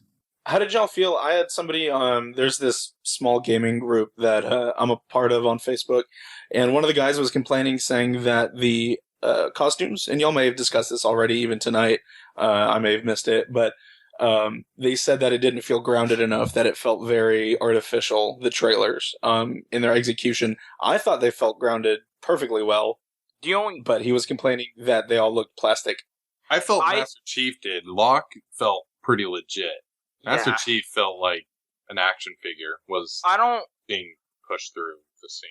I don't think Master Chief looked fake. Like, I didn't think it was plastic, but I felt that his head was too small and he was too narrow. Like, he wasn't, like, if you look at him in Halo 4, he was wider. To me. Like, he looked like he was wider. He wasn't, like, narrow, or if I'm saying that right. But, like, I mean, the Chief was a little off. It wasn't, like, you can only do so much with live action stuff. You can't get it perfect. But I felt Locke's costume was spot on perfect. Like, I thought it was absolutely perfect. See, that's funny because the costumes themselves, if I felt like either one of the two was off, I felt like it was Locke. I felt like he didn't have enough armor on, and it could just be that his armor blends in with his bodysuit. So to me, the contrasts seem off. But other than that, I felt like the trailers did a fantastic job, considering they were 1.5-minute long trailers. Oh, absolutely. I thought they were pretty good. I will agree that the Chief armor did kind of look cheesy, but then again, I think it's more focusing on the message that they're trying to deliver, other than the minute details in the armor. Yeah, and it may have been. Yeah, yeah, we covered that. Yeah, that was too. That was funny. I guess slight oversight there. Yeah, I guess the reason, and thinking about it from like a directorial standpoint, I suppose, I feel like Locke probably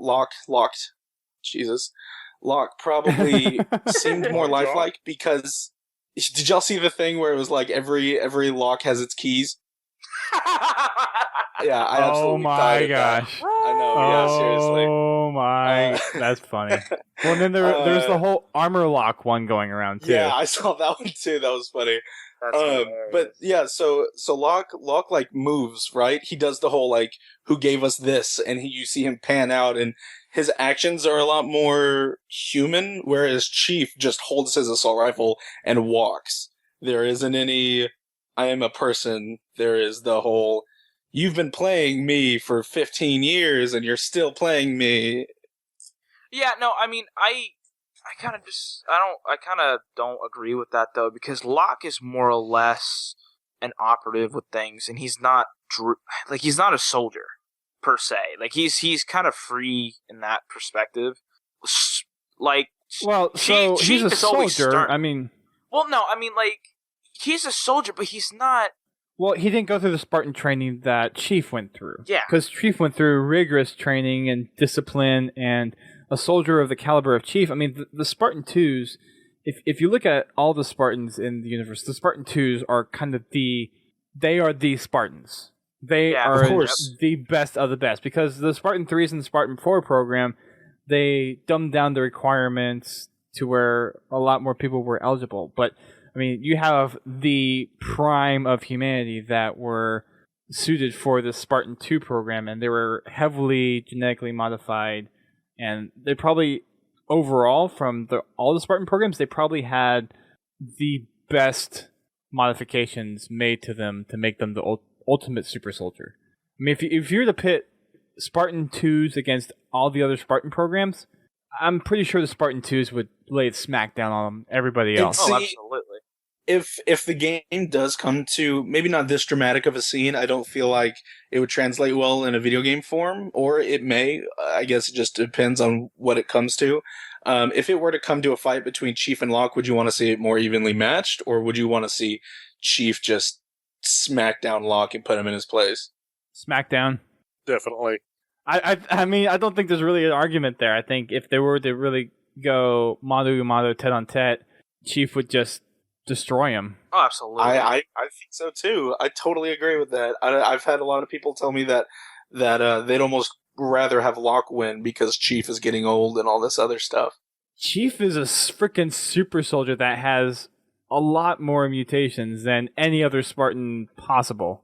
I can't remember if it was Matt Forbeck in the Halo New Blood book at the end where one of the characters is discussing the Spartan process, whereas the Spartan 2s are, compared to Greek mythology, Spartan 2s are titans, Spartan 3s are the Olympic gods, and then the Spartan 4s are demigods.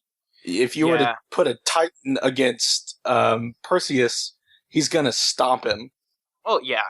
I mean, you got to look at it like this, too. They were messing with formulas with, like, the Spartan 2 program, too. Like, they weren't perfected in any way. So, I'm sure there was a lot more enhancement than what the Spartan 4s were. And Locke, I don't think is too much enhancement in itself. Like, I don't think he was put through the same whatever the Spartan 4s did. I think he was just honestly just put in a suit. Like, I don't think there was too much. Well, the later Spartans do have some of the genetic modifications. Right. Not to the extent that the Spartan 2s do, where the biggest advantage that Chief has is the fact that he's been training since he was 6. That's where, that's the age where a person's brain is the most moldable. Yes. The most malleable in its interception of information. Right. Where, and they mention this in New Blood, that, an adult mind, they have to kind of tailor the training to each individual Spartan, because they have to unteach them everything they've learned over the years and reteach them how to be a Spartan. But on the other hand, Locke has an advantage with his armor because, it's a newer model. It has more advancement, stuff like that. Because Chief's still rocking his Gen 5? It's Gen 1. It's Mark 6. Why is he still wearing this? At the end of 4, he takes it off. If he's in that facility, they are putting new armor on him. I do not give a shit what he wants. Sorry, can I say that? Too late. Yeah, that's fine. Anyway. That's fine. Well, I mean, the whole thing with him going rogue is, well, maybe that's the only armor that he could get his hands on. That's very possible. It could be, say, if the Halo 4 epilogue is canon, with Chief still wearing the armor, it may be that he needed to get out in a hurry, and that's just what they had to put on him. The other thing is that in the comics, he's still wearing the same armor. He's still wearing what appears to be the same armor. Let's put it that way. And then David Fuchs just said in the chat that his helmet gets smashed in Escalation. Sorry if there are people who are sensitive to spoilers. It happened several issues ago. Get caught up. The Didact squeezes his helmet and crushes it, and then the Chief is seen later on wearing a new Mjolnir Mark 6 helmet. Same design, same fit. They still have the armor laying around at the very least. Unless Chief is one of those old dogs who just wants to stick with what he knows, I don't see why he's still wearing this.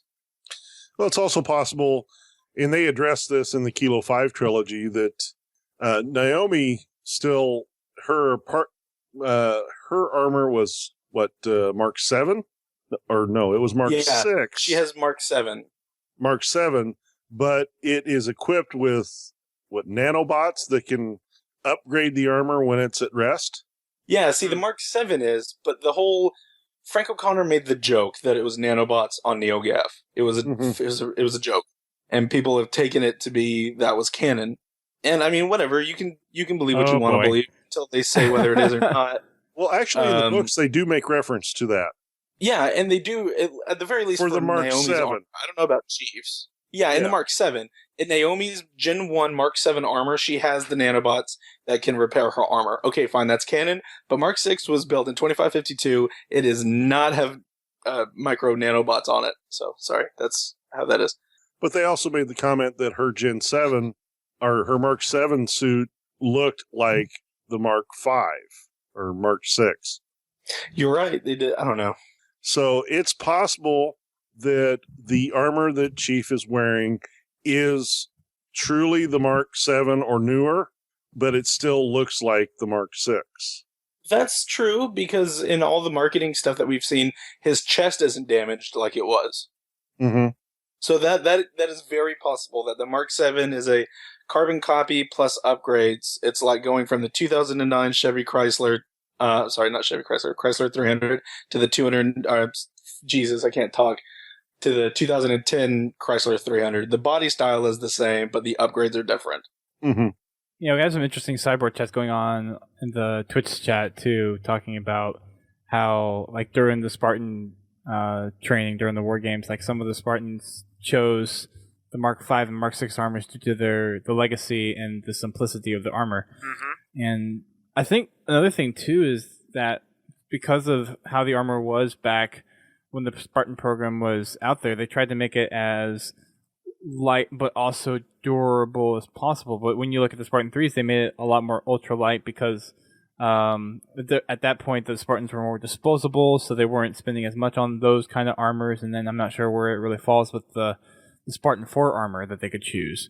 But if you want to look at look at it as a comparison to cars. You have cars that are older that are like, they're old, reliable, they run. Whereas cars today, it's like, you get what, 10 years out of them, and then you're already moving on to a new car because they're breaking down. So I kind of see the armor as the same way, where it's like the more advanced. I wish I had a car that was only 10 years old. It would be a cool idea. Yeah. It'd be a cool idea if they implemented something like in Halo 5's multiplayer, they're implementing the legendary weapons, where it's, hey, this is the Arbiter's sword, or this is Captain Key's pistol, or something like that. In the Halo 5 beta, you could wear Fred's armor that had Fred's braille on it. It'd be cool if they implemented something like, hey, this was Chief's Mark 6, this was Fred's Gen 2 Mark 7, something like that into that part of the customization options. Yeah. I mean, it wouldn't apply any sort of gameplay altering changes. It's just a cool nod to lore fans. Yeah, no, I can understand that. I mean, we're getting so many new variants of armor now. Like, we have in Halo 4, we got what, 16? Too many. 17? Too many. Yeah. I mean, we got so many of those, and I like the whole car. I think that kind of fit us when you were talking about the cars. I mean, we're getting so advanced. Like, the armor is getting more advanced. We're going to have more things with it. And I think Chief is going to sit there and want to stick with something because he's hard on his armor. I think more so than anybody else that's in armor, if I can say that right. I mean, the guy's been put through so much stuff. I mean, it's crazy. And I mean, I'm sure at some point where if he had new armor, it would have broke instantly because of weakness in certain areas to enhance maybe electronic or just enhancements to the HUD for different things. Like there could be endless list about it. That would be amazing for Chief to put on like Gen 2 Spartan 4 armor and just like essentially Hulk out of it and be like, no, I want my old stuff back. Well, I've always equated the Spartan 2's armor to be, they're the walking tanks. Yep.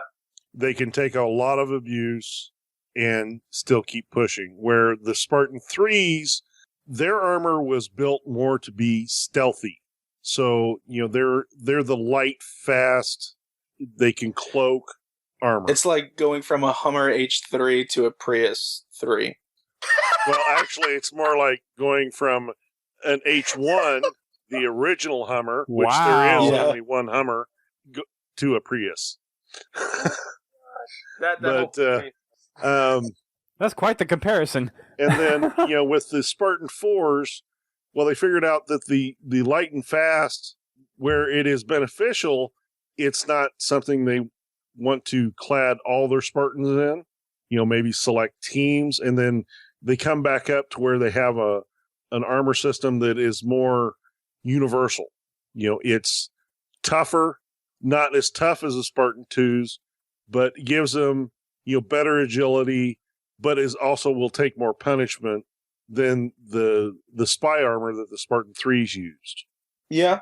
A lot of people have been speculating too, because it's hard to nail down what color Locke's armor is based on the promotional material. It's either black or blue or brown or whatever. People are thinking that maybe, or at least some of the comments I've gotten on some of our videos, are that maybe you'll be wearing different armor sets as Locke. Basically the same stuff, just with different functions. Yeah, I can see that. The thing is, with the new armor, though, you have a lot of the enhancements, I would assume, with it. So when you're going to compare Locke versus Chief, in the trailers we saw the difference in the HUD, and obviously the armor is different, but is that going to be maybe something in the game that the armor, Locke's armor might have more capabilities than Chief's armor? I don't know. The only real way better shield system? The only way I would be okay with it, honestly, from a gameplay perspective, is that if Chief had less access to the Spartan abilities than Locke did. Anything other than that, any perks that might be implemented, anything like that, it will make it less enjoyable for me. I just want to throw in something real quick before we do get off when we looked at the live action trailers, we looked at their HUD. Chief's was different than we've seen before. He had those little slits where his health was. He did. Yeah. But he did. I'm sorry, go ahead. But no, the other thing was Locke's was like the normal Chief's. It didn't have the slit. I mean, it was different form, of course, but it was just the normal. You have your health, you have your shield. Chief was different, where he had the slots or whatever, and it really makes me wonder is why that is. I honestly, I would hate to say it, but from a how can we make this as cheap as possible and make it look as different as possible, it could just be a cosmetic. This is different. It could be. I seriously doubt that they're going to bring health packs back for Halo 5. I hope not. I really, it is canonically, it makes sense that the Molnar Mark 6 doesn't need that. It was a staple in the beginning of Halo 2. It's not something that needs to be re-implemented into the campaigns, let alone multiplayer. I think, honestly, that it was one of those things where it was, hey, we changed this to change it so that it would be visually and obviously different from the other side of the story. Well, I think, going back to the access to the Spartan abilities, one thing they probably could do is, if he is still truly in the Mark 6 armor, that Chief has to use the armor ability set, and then when you play as Locke, you would have the Spartan abilities, because, he has the newer armor. That's one way you could do that.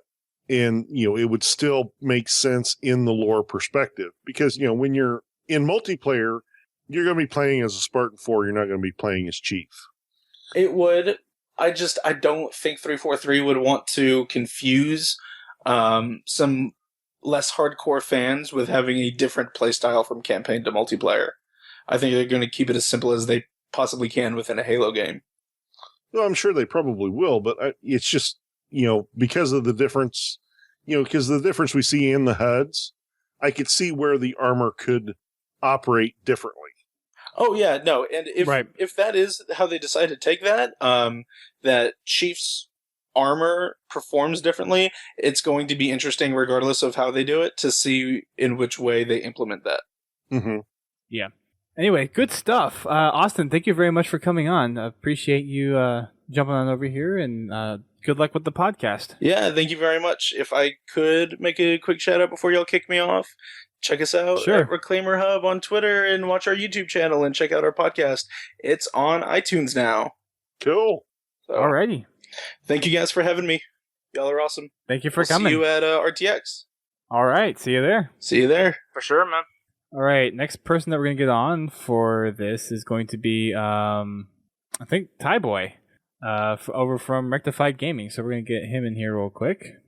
And I think we'll probably be running this for another 30 minutes or so. So we're going to try to kind of go through these as quick as we can here.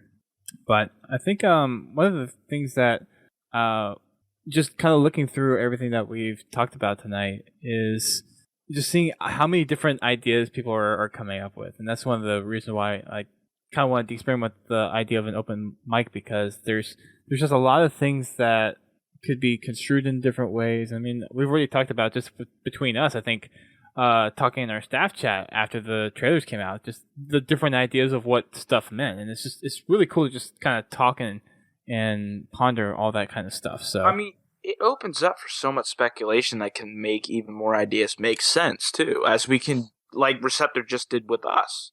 You know, that completely, it makes sense that may be Chief's home place. I forgot how do you say it? Epsilon Eridanus too. Yeah, that word.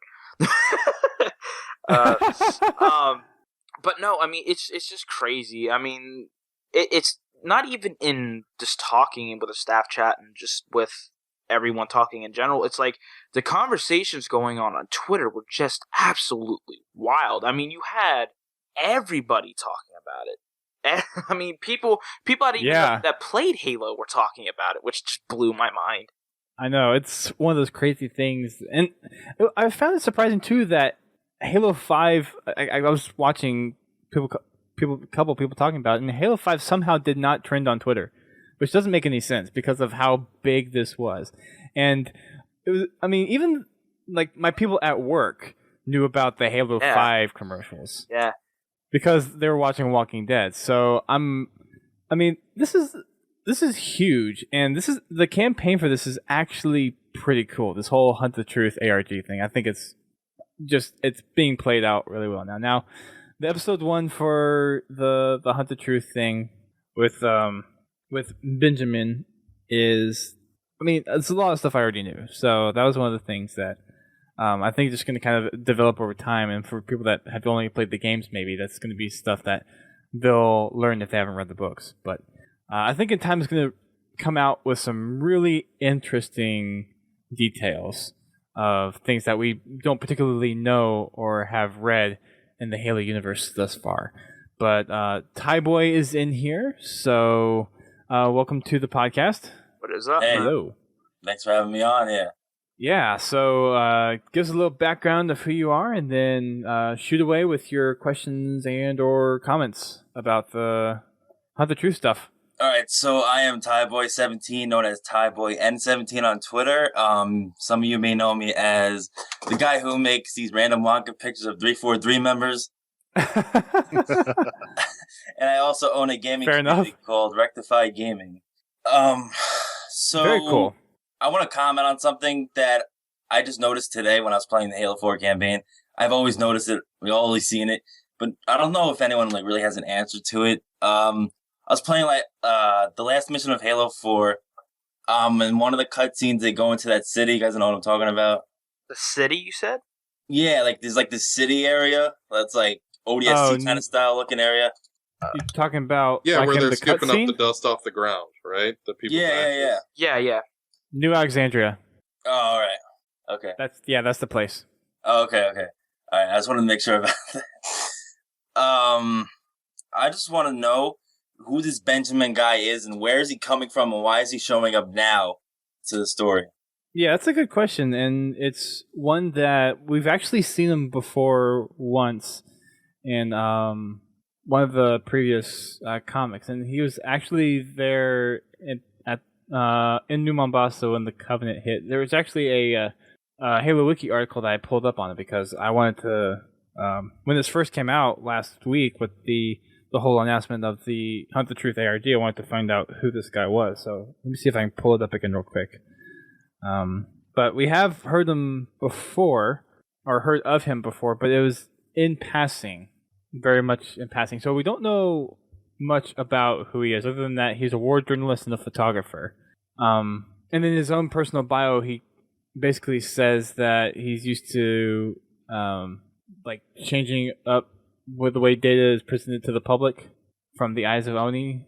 So it's interesting that we're getting this perspective of not necessarily an Oni agent, but someone who works with Oni, who works with putting information out there that's specially crafted to portray a certain kind of viewpoint of somebody, coming out with these podcasts. And one of the other things too that I keep in the back of my mind is this also some kind of PR stunt that Oni is doing through Ben to portray some kind of impression of who Chief really is? When we've played him throughout the games, when we've seen him throughout the books and all that stuff, is this another Oni trick as well, basically? Yeah. So I also have another kind of thing I've thought about during this whole thing between Agent Locke and Master Chief. We've all seen that prologue with Arbiter and Locke, right? Mm-hmm.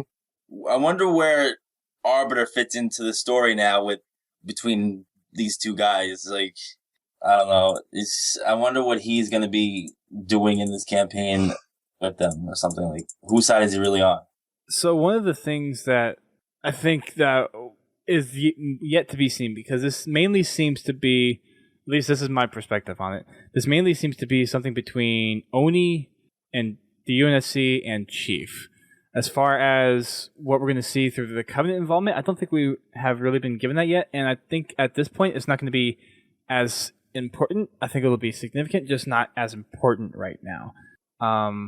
With Locke going to the Arbiter to go find Chief, I think the Arbiter may be trying to maintain the peace between the UNSC and the Covenant. Mm-hmm. But at the same time, yeah, it is a big question of whose side is the Arbiter really on. Yeah. So, yeah, I think it's a very good question. I honestly don't know if we have enough information to really answer that right now. It just makes me wonder, though, and this is just my thought, it really makes me wonder if Arbiter is just using Locke to get the Chief. Because I think there's I can't remember the line exactly. Why but would the didn't Arbiter want the Chief? Because didn't he say that we have to look for, like, this is more than just our story or something like that? I can't remember the exact words. But, like, it was in one, I think it was in the Master Chief Collection trailer. I can't remember. But anyway. You're talking when... my future are sold in his past? Yeah. No, yeah. Oh. That scene, yeah. Yeah. Okay. So, like, it makes me wonder, is Arbiter hunting Chief and just using Locke to get the Chief for some reason? Going to your question, Haas, about saying why would Arbiter want Chief, maybe there's something that he knows that Chief may need to know to solve something. Mm-hmm. I don't know what, I don't know why, but we haven't heard anything from Arbiter or his whole deal for a campaign. A lot could happen in that time. Not to mention the whole 4 years Chief was in cryo. You know what I mean? Like, so we have a 4-year gap in between the war and when we set things off in Halo 4. So there's a lot that could have happened. And especially with Jewel Dama doing things with Halsey, he may have found out stuff too. Yeah. But there's another side of it too, where the Covenant still have this reverence for the Forerunners. So I think there's that possible play in it. There's also the story that we have in the Kilo 5 trilogy of the kind of civil war that's going on inside this Sangheili. And then we have the whole piece between the UNSC and the Covenant. So there's all these kind of inner conflicts that are going on as well. And I would want to say that Arbiter is probably going to end up being on Chief's side, but there's also other considerations to keep the peace that might be another influence of Arbiter going to find Chief. And I don't know if it could be that he's being strong-armed by Oni to help Locke find Chief. I think that's a very big possibility. Well, I can definitely see him turning his back on Locke. Well, yeah, for sure, because like no one on Arbiter's side likes Locke at all, and his one word was, it's not them you have to convince, it's me. So the trust between Locke and Arbiter isn't there.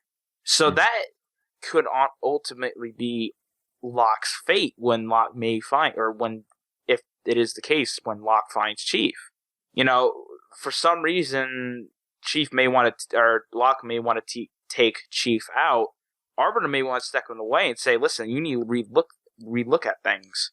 Now, the Oni's poisoning your mind to believe something that's not there, and that may turn Locke for that purpose. You know, we don't know. I mean, there's so many things that could be happening.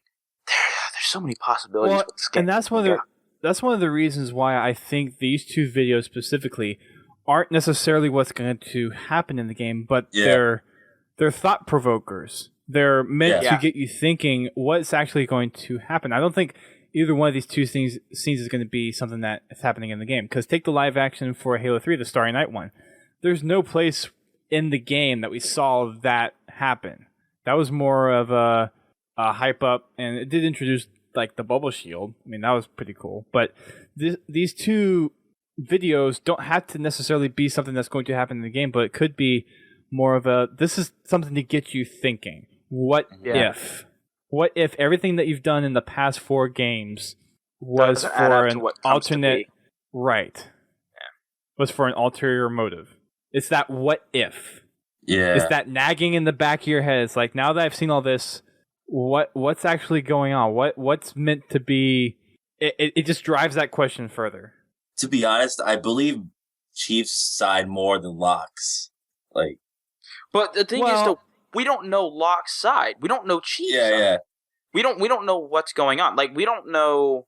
So we know Chief's side because we've played with him for the past 4 games, and a lot of the books, at least the books regarding Chief, have been portrayed in the viewpoint of supporting the Chief, supporting what all the Spartans are doing. So it's meant to get you thinking, well, what's the other side of the story? Because there are 2 sides to it. Well, right, you got to look at it like this, too. We may know Chief's story, but why is it that he's questioning himself? Exactly. So, like, you can't say, well, we already know Chief's side. Something could have happened that we don't know. And we may be playing Locke's side in the campaign, so we may not know until the moment where Chief and Locke meet. You know what I mean? Like, there's a reason why he was asking himself those questions.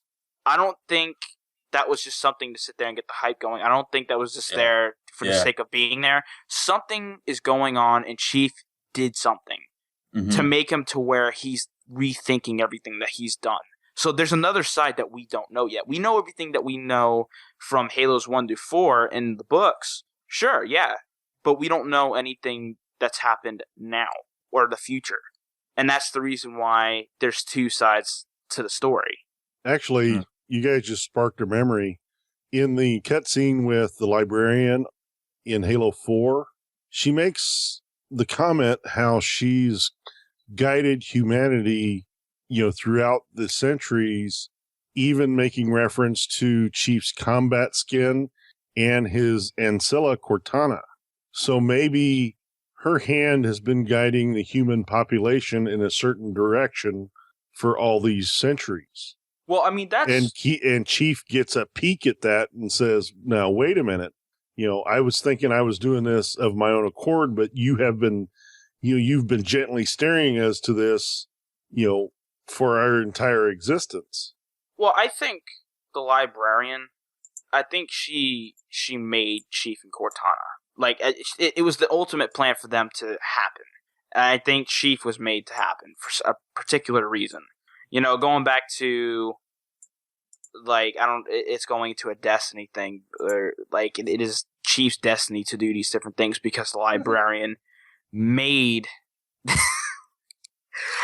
Chief was made to happen, oh, man, you just screwed me all up. I understand what you're saying, but Bio, but I think it goes a lot deeper than that.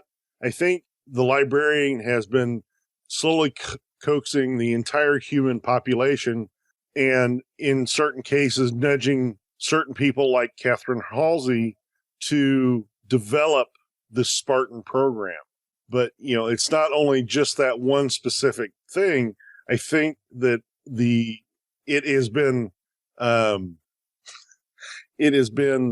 she's been guiding everybody to do certain things. I mean, granted, not control everything, but, giving everybody a little helping hand into, just a certain direction.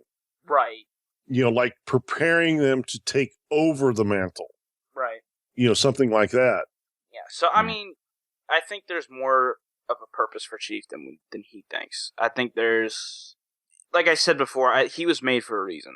Like, he is who he is for a reason. There's 7 billion people on the planet, or, well, however people are in the solar system, and he's the one to do all these different things. There's a reasoning for it. And, like you said before, Librarian was steering people in that direction for a reason. What it is, no idea. We may find out in this game what that reason is. So, it's interesting. That word's popping up way too much, but it's the truth. Yeah. To me, what we've seen about Locke, I feel like he's like one of those know-it-all kind of guys. I don't know. I feel that. I think it was that girl that was the know-it-all. the what's her name? I can't remember her name. Palmer? No, not Palmer. Then Nightfall. Oh my god. Dust, help me out. Shoot. Receptor. Receptor. No, not Receptor. The other Cedron. Yeah, the Cedron girl. Right? That's who you're talking about, right? She was in Nightfall. The one that you. Yeah, like, the Cedron girl. Yeah. She knew too much. Like she knew exactly what to say or something like that. Like she knew. I don't know. That was. Macer. There you go. Thank you. All right. We'll give credit to Pens on that one. Thank you, Pens. Thanks, Pens. But I mean, hence naval intelligence. But like, he's got to know a lot, given the fact of where his position is. Well, he knows what Oni lets him know. So he probably doesn't know the whole picture or the whole story. Well, right. I mean, if he knew, gosh, Oni is horrible. Yeah, they are. You're just figuring this out? No, I've known that. I'm just I'm just saying, like, the more and more I think about it, the more and more they need to get destroyed. But it just makes me wonder what Oni is really up to. Like, what's the whole purpose of this? Yeah. We'll just have to wait and see. I don't want to. Yeah. That's the problem. I don't want to. You have to wait until October. You gotta wait until October. 27th. Yep. That was another It's thing gonna that be we a got while. too. Yeah, Like, release date. We got the release date. October 27th, which is That in was the the only middle time of. I'd watch The Walking Dead. Oh, don't no. We're gonna have a fight here on the podcast, people. I'd rather watch. Gloves are off. So that's the only time I've watched it on TV, and I wasn't really even watching it.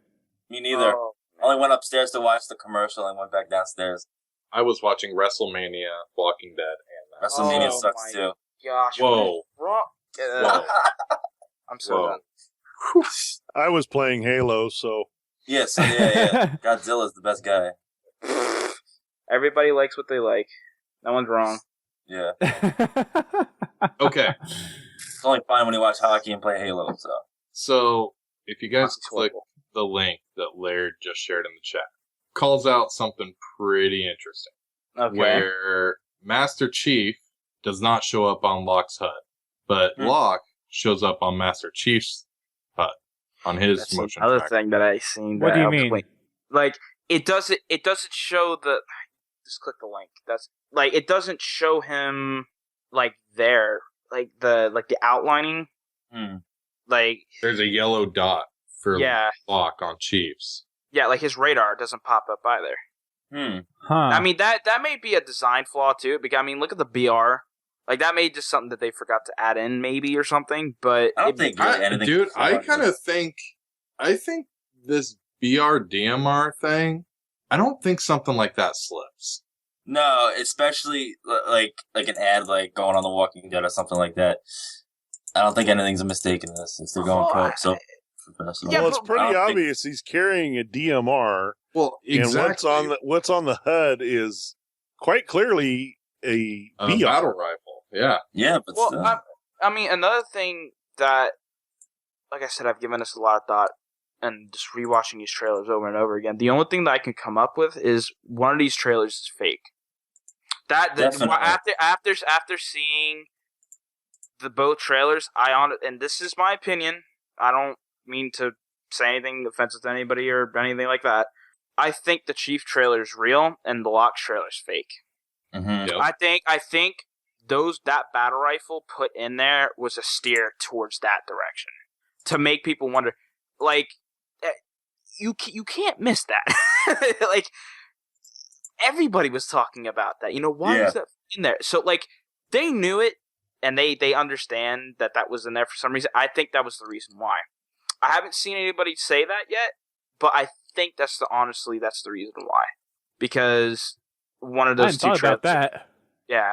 So, I mean, like, Locke's trail, and I mean, that was another thing too. It was different times of day. I mean, people are like, oh, well, that could be just a tone set. Could be the last time Locke was awake. What if Locke is knocked clean out? So another thing too that I'm actually watching through right now, but the sun is at 3 different points in Locke's video. So, like, at one point, it's directly behind the Master Chief statue, facing on Locke. At one point, it's directly to his right. At one point, it's more behind him. So I don't know if that's just something that they just completely missed on filming, or, I mean, if we want to go down this rabbit hole of one trailer is real and one trailer is fake, then that would be something to consider. I honestly feel that this is the truth. Like, I feel, hence, hunt the truth. I think that was why that was put in there. I honestly do, because... So looking at Chiefs 2, they actually did the same thing with the sun, where it's in multiple places in the same scene. So discount that. I think that was just them filming, and they didn't really take that into account. So 343, you need to film your stuff a little bit better. Yeah, but I mean... That's what it boils down to. I mean, apart from that, apart from the sun or whatever, I think the DMR BR situation is just pointing in that direction. Because that's... You can't... Like, I'm rambling on about it, but they can't miss that. That's not a design flaw that you can mess up. It's something on purpose. Not something this major. No way. So I think purposely put that in there for something, but yeah, I think the reason no one can touch on it. I mean, like I said, I think that's that made me. I don't know what you guys think. That may be me overthinking things too much, but I honestly feel that it's just showing one of those trailers is real and one of those things are fake. Maybe. I hadn't really considered that possibility until we brought it up, but it's possible, I guess. Apparently, Laird just said that he just said that. I didn't see it. I'm claiming it first, Laird. I mean, first. To be fair, he sent it to me before you said it. Well, I said it first. He typed it first. All right. Well, Tyboy, thank you for coming on and talking with us on the open mic stuff for this Hunt the Truth stuff. Hopefully we'll see you around still. Yeah. See you around, guys. Thanks for having me on here. Yeah. Take it easy. Catch you soon. Yeah, you too. All right, and we're going to see ya.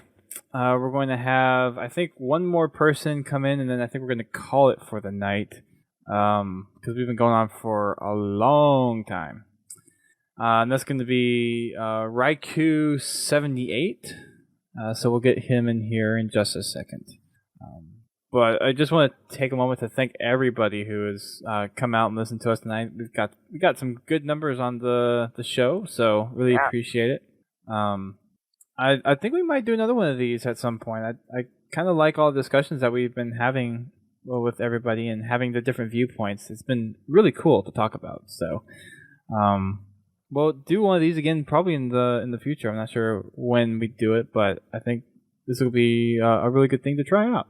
So we'll get Raikou in here, and then we'll start wrapping things up here in a little bit. If he would decide to accept the phone call. So, Raikou, if you're in the Hello? chat. Okay, there you are. Hello. Yeah, I was told to send a message to the podcast live one. No, you did. And okay. You're right. Nope. All right. You're good. My bad. So, welcome. Hey, what's going on, guys? A lot. As All right, you've well, heard, I'm sure. I brought something up before to Dust. I don't know if I think he misunderstood what I said, but I'll let you guys talk and then I'll introduce myself. Well, go ahead and say what you were going to say. I was thinking the other day at school. I'm in college, and I watched both trailers on my phone again, and I noticed something. Both trailers line up perfectly. Like they're lined up, like basically side by. If you put them side by side and play the sound from one over the other, they're lined up exactly at 124, which is on the YouTube video. I'm wondering is if the audio might be construed, and you have to play with each other on the other one, as if it's like they were saying, like Locke's hallucinating, but maybe Chief is also hallucinating at the same time. It's an interesting theory. So take the Chief audio. Take the Chief audio and play it over the Locke. And then take the Locke audio and play it over the Chief. And it lines up it's really scary. Like, I didn't have it, like, perfectly evened out with the videos, but it was like a 2-second pause between each other from my end, but it was very interesting how close and similar they were. Yeah, now that you point that out, who was it that brought that? I think it was Green Skull that matched the footage up. And it's interesting that you say switch the audio, which I may do now just to see. Well, it's interesting. And what you guys were talking about before, this whole entire thing with Hunter Truth has got me, like, my hype level went from mediocre, like, I'm like, yeah, I'm set up for Halo 5, to being, alright, it's an ARG, the lore community's going out in full strength, I better get my ass in gear. Biowolf should know me, I'm the most hard-headed guy you can meet, but when it comes to this kind of stuff, I put my nose to the grindstone. And I'm literally been the past couple of days just been, like, grinding on a lot of stuff. And I also linked another thing. Giraud tweeted out something. It's from the gym. I don't know if you guys picked this up, but John was technically is supposed to be dead because he was kidnapped. But the guy who at the gym said he saw Chief when he was 12. I don't know if anybody else picked that up during the audio. Yeah, we noticed that. Right, and we talked about that. That was when I came in a little late. Friggin' Twitch is being stupid. Gotcha. So when Receptor and when Andrew were on here, we did talk about the clones and how the clone was actually only stayed around for weeks, and how the interviews that Oni set up, the couple of people that been interviewed possibly were fed that information to tell him. And that's something that I think we still need to figure out, because I know from reading first or The Fall of Reach that it didn't really focus much on the clones, and it was just kind of more of in passing. This is what happened with the when they took the kids. They had these flash clones that didn't last very long. So they lasted, like, I think 2 months, 2 or 3 months. I'm not 100% sure on that. Right. So if these stories were fabricated, or something else was done to replace him with another clone, or what? Not sure what's going on there. I honestly think I've been saying this since the concept art from last year. When now it's basically it's the same area, but something also caught my eye is the Infinia was damaged. There's a whole bunch of things going on. And I brought up the Toa Freak the other day, and on the Halo Archive where I'm from. The piece that's missing from Chief's helmet, yes, it's the left side of his lobe, but it's also where it is. It's technically where Cortana went into the back of his helmet. I don't know if you guys thought about that either. Well, Cortana went in the back of his neck. Yeah, well, no, he went into the back of the helmet. It looked like he went. There's a piece on the back of the Chief's helmet that she went into. It's a slot. Right. Here, I'll see if I can get. I'm gonna pull that up real quick. Yeah. You're talking about on the statue, right? Yeah. Pick up the statue, and I'm gonna see if I can get a picture of the back of Master Chief's helmet. Yeah, because from what I'm seeing, it's just kind of a piece taken out of the side of the helmet. I'm trying to see if I can get a good back shot of it. Yeah. Oh, I'm looking at it right now. Well, I'm trying to find an actual, like, here we go. This is not the best. It's the mark, even though it's an actual real one. But yeah, Right. this Well, is not I'm the looking best at I'm looking at the shot from the trailer. video Well, right I just now. linked- Yeah. Yeah, I also just linked a picture of it in the Skype call. Why did I link it in there? I'm an idiot. I'm an idiot, so everybody can see it. But yeah, if you're looking at the back of Chief's helmet from his actual helmet, that black piece that's right there, if you're looking at the picture I linked, is where, like, it looks like a square. That's where Cortana's chip would go. So I'm Right. kind of thinking maybe that's a sign, like, yeah, you don't have Cortana no more. She's not here, kind of thing for Chief. Like, it's like a symbolization in a way. Yeah. Austin also touched on that too. So it's an interesting concept that I think I certainly didn't think of when I first watched the video, and it does goes to show that Chief is basically broken without Cortana. And it's a lot darker too. Like both trailers, this is the first time I think in relatively time that we're actually seeing a darker Chief and a darker feel for Halo in a way. Usually it's that bright coloring. This time it was dark, gritty. You can say yes, reach to that, right? But I definitely think these were dark. This challenges, I think, what a lot of people portray as the Master Chief portrays as what's been going on through the story of Halo so far, what's happened through Halo 1 through 4 with the Master Chief. So this is really engineered to get you to start thinking. Absolutely. Give me 2 seconds here. I'm going back on Twitter. One of our members on the Halo Archive wrote up an actual really good synopsis. That's if I can get to the archive. Where is it? So another thing too is we know that, or I think we're kind of, I don't know. I'm personally of the opinion that Cortana is out there somewhere, and that Cortana is going to be coming back into Chief's life somehow. It's just a matter of when that's going to be, and depending on when that is, and depending on how the story plays out, it'll be interesting to see how that story really manifests itself with Cortana meeting back up with Chief, and where is Chief in his kind of mental and emotional state at the time, what's going on between him and Oni and Locke and all that stuff. So there's lots of things to consider there. So whatever this is portraying, I think this really draws on the fact that we're seeing Chief in his own internal struggle with identifying of who he is and what he's supposed to be doing, and then you have Locke representing Oni and this kind of inner thought, inner deviant of Oni within the UNSC, who's trying to figure out what Chief's doing and try to take him out before he does anything else too rogue, because of him basically disobeying orders and kind of going off and doing his own thing. The greatest soldier of humanity, and as Locke points out, the person that was supposed to save humanity from everything and everyone has now gone rogue and is doing his own thing. So it's two very different stories. Perspectives. Yeah. I think what's gonna happen, I said this at the end of Halo 4. We basically know Cortana, yes, she blew herself up, but if you remember, she went into the Didact's helmet. But there is also pieces of dialogue that there is an emergency slip space rupture just before the Mental's approach exploded, which is, we all believe it was the Cryptum. I think it was the Cryptum that left, because there was a signature before it exploded taking off.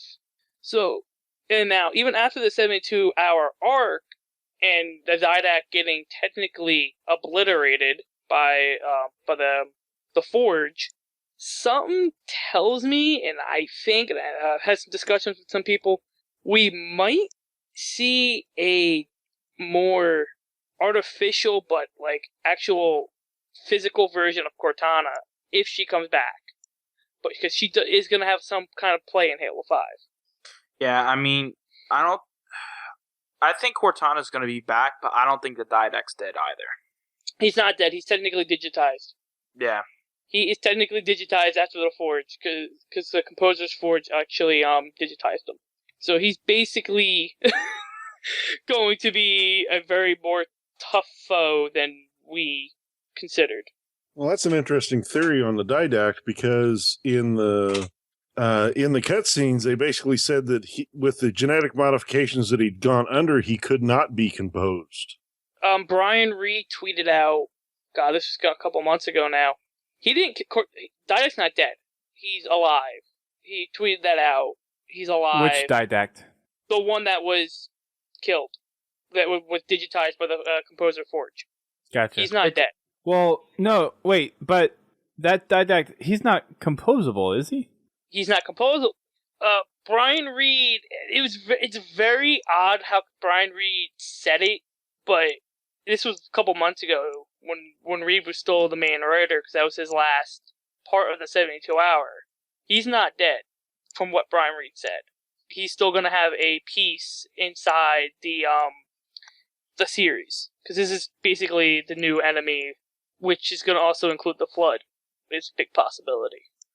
I mean, the thing is, though, if I remember correctly, the Didact was trying to fight the Flood infection from entering him. I don't remember necessarily saying that he wasn't able to get composed. Well, yeah, they set the genetic modifications that he was trying to, or that he was applying to himself to keep him from being infected by the Flood, also basically gave him immunity to being composed as well. And that's probably the same thing that Chief got. Right. And in the comic, I thought that the what's the character's name? I can't think. The monitor for the Forge actually fired a halo ring at a planet that they jettisoned a section of the halo ring onto a planet with the Didact and the Chief, and they fired the halo ring at that planet. Okay, here's this is from the Halo Archive. This is from the Your Didact thread. It's a quick paragraph. I'll read it really quick. Mm-hmm. It's the escalations. It goes, days after the events above New Phoenix, the Didact is awoken on an unknown forerunner New colony. Phoenix, not New Alexandria. That's okay. Yeah. Sorry. Who it's was okay. it that was on Thai Boy? No, when Thai Boy was on, or I think it was Thai Boy. The Didact is awoken on an unknown forerunner colony by the Spartans of Black Team, who are swiftly eliminated by the Promethean. The Didact then comes to contact with Monitor of the Composer Forge, the forerunner for factory that produces the dreadful composers, 859 Static Corollian, who takes him to the Composer Forge. Some days later, the Spartans of Blue Team, including John 117, arrive at the Forge, and amidst the chaos of Installation 03 appears above the planet. When Blue Team steps through the portal from which they arrive, the Didact is waiting for them on the other side. To no avail, John attempts to strike the Didact in his eye with a knife, a blow that seems to have no effect on the Forerunner, and is nearly crushed within the hands of the Didact, which you guys talked about before with his helmet. Mm-hmm. For its imminent execution, Blue Team begins to distract the Didact using Promethean weaponry to free John and let him to escape. That's when 859 Corollian appears and sends the Didact to Installation 03's index, the control room. Blah. Wow, I'm misreading everything here. I'm reading quick. Confused and dazed, the Didact is confronted by John 117, who distracts him by taking his grievances while casually inserts Installation 03's index to the control room. Shortly after the index insertion, Corollian fragments the installation and sends the control room along with the Didact plummeting back down to the Forge. John is then teleported off the fragment, and upon impact with the Forge, the Didact is composed by 6 composers. His location and condition are currently unknown. That is from the escalations. And from what Brian Reed said, he's not dead. There's more to it, in a sense. And now, everything with Jewel, I don't know if you guys have been reading. Have you guys been keeping up with escalations at all? After the last issue? I haven't completely got them all read. I read the last issue, but I've still got a couple before that to read. Okay. I haven't read any of them yet. Well, I have a website if you guys want me to link it for you. You guys can read the comic.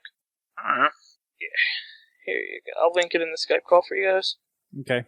So that's going to be Gosh, that's a lot to take in, and I've only read through I think 9. Here, and I'll link the archive link for everybody, the forms for. Well, yeah, I'm Riku78. I'm from the Halo archive, by the way. I should have said it in the opening, but I kind of wanted to jump right in because I got to go to bed soon. I apologize for that. But yeah, No I'm from the worries. Halo archive. I'm from the Halo archive. I heard it was open mic. I was like, you know what? I'll just jump on. Maybe I'll get in really quick. We do a lot of lore, and right now our website is buzzing. Like literally, we just literally opened up our new site. We just left our old one last month. So come on, hang out with us. Open up the lore.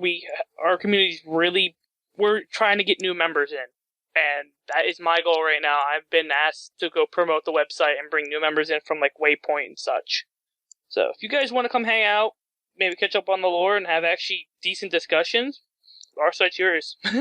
Sweet, dude. And I think Dedek is contained is what Chief said to Hood. Yeah, what Laird HC just said. Yes, he's contained. Yep, contained. 100. Yeah, what Laird just said. That's a whole nother show, I think. Oh, We're partnered with the Halo. What's their name? I'm having a total podcast Evolved guys, and I think I told Dust about us before a couple months back. I think it was in early December when I was talking to him about trying to maybe get a thing going on between us. That's not my position. That's more like the admins and everything. Yeah, I was talking to somebody about that, and I have a DM thread somewhere, and it's just died since then. So yeah, I'm not sure what happened to that. Okay, got a cool question for that that link that I don't remember who posted it. Is it an outline that's Chief showing up as an ally on lock screen, or what? I posted it up on the archive. I need a clarification on that. No, it was a ping on the radar. Is that unlocked? He's coming up on. Oh, he's coming up on John's. I messed that up. Yeah. Think? Right. Yeah, there's a friendly dot on Chief's radar, and there's nothing on Locke's. Watch that trailer now, really quick. Thanks. I'm sure we'll be watching this trailer over and over and over again. It's Halo 5 Guardians. Well, I got it loaded up in my video editing software so I can take it frame by frame. Oh, I have it in VLC right now, so I can just watch it throughout the whole thing. Right now, actually. Well, I'm talking to you guys. I'm watching it right now, so give me like 2 seconds. Gotcha. Let me make it 1080 so I can actually see everything. Because people will be analyzing this trailer for a good month or so, probably. Yeah, he is coming up. Wow, how did nobody else notice that? There did. Wow, I didn't even notice that before. Yeah. So there's some stuff in here though that's either like another thing, artistic mistake or it looks like an elite coming off the statue. I don't know if anybody else noticed that. I did. They got posted up on the archive. The shadow kind of looks like an elite. Huh. It looks like it's saying Healy. In a way, it does. It kind of does. I think that was just kind of like pure happenstance. But also, yeah, that's he interesting. pops up on John's radar in the first beginning, but the second time you go into radar, he doesn't pop up as an ally. There's nothing there. So it's probably just a artistic mistake or something. I don't know. No, because that's a yellow dot. You guys were right. Well, unless like maybe Locke was backing up into the statue or something. Oh. It is supposed to be like a motion tracker. Yeah, it's not a radar; it's a motion tracker. Yeah. So I don't know. I still want to know what attacked the Infinity, because the Infinity took a heavy amount of damage. Like seriously, it's basically the whole bottom half of her hull is on fire. Yeah. And she's taking some damage from escalations and so forth. She's taking a glassing beam to her freaking midsection and still live.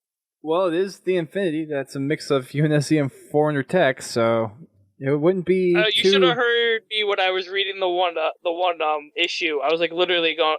It's actually the last issue before this one when they're on the planet. And I'm like, there's like 50 CSS cruisers sitting here. How can they miss a freaking one ship? They're really bad shots. That's what everybody's saying, but I'm sitting here literally going, how can you miss one ship? I would literally just sit there and aim my shots right at it. But I don't know. But yeah, I really, really say you switch the audio around, like play them over each other and see what you guys think. Because I really think I said this on the archive. I even said it on Twitter.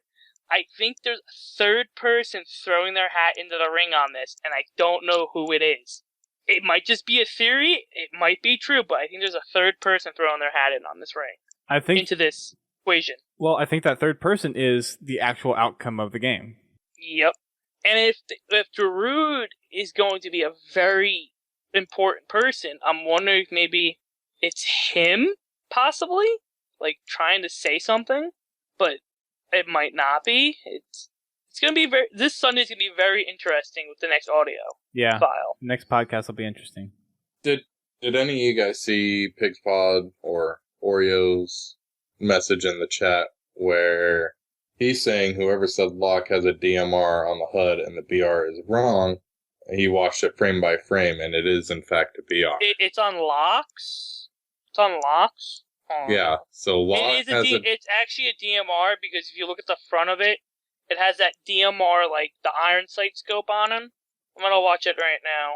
Wait, I'm confused. Like, is Locke holding the DMR? Locke holds the DMR. Well, no, I'm just reading what he said. I'm watching it right now. I'm on the opposite side. No, if you look at the scope of the DMR, because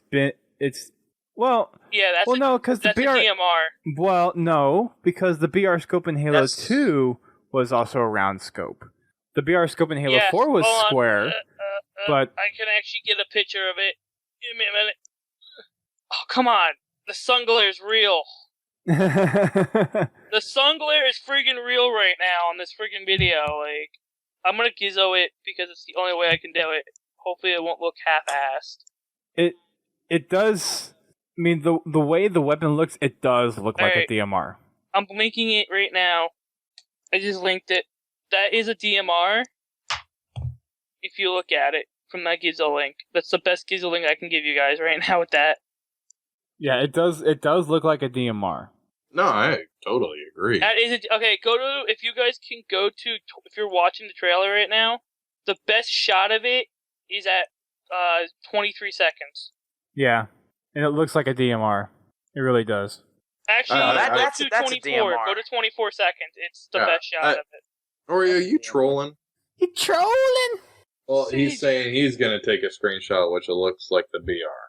I don't know on this one, Oreo. I think you may have been tired and had too few glasses. Okay.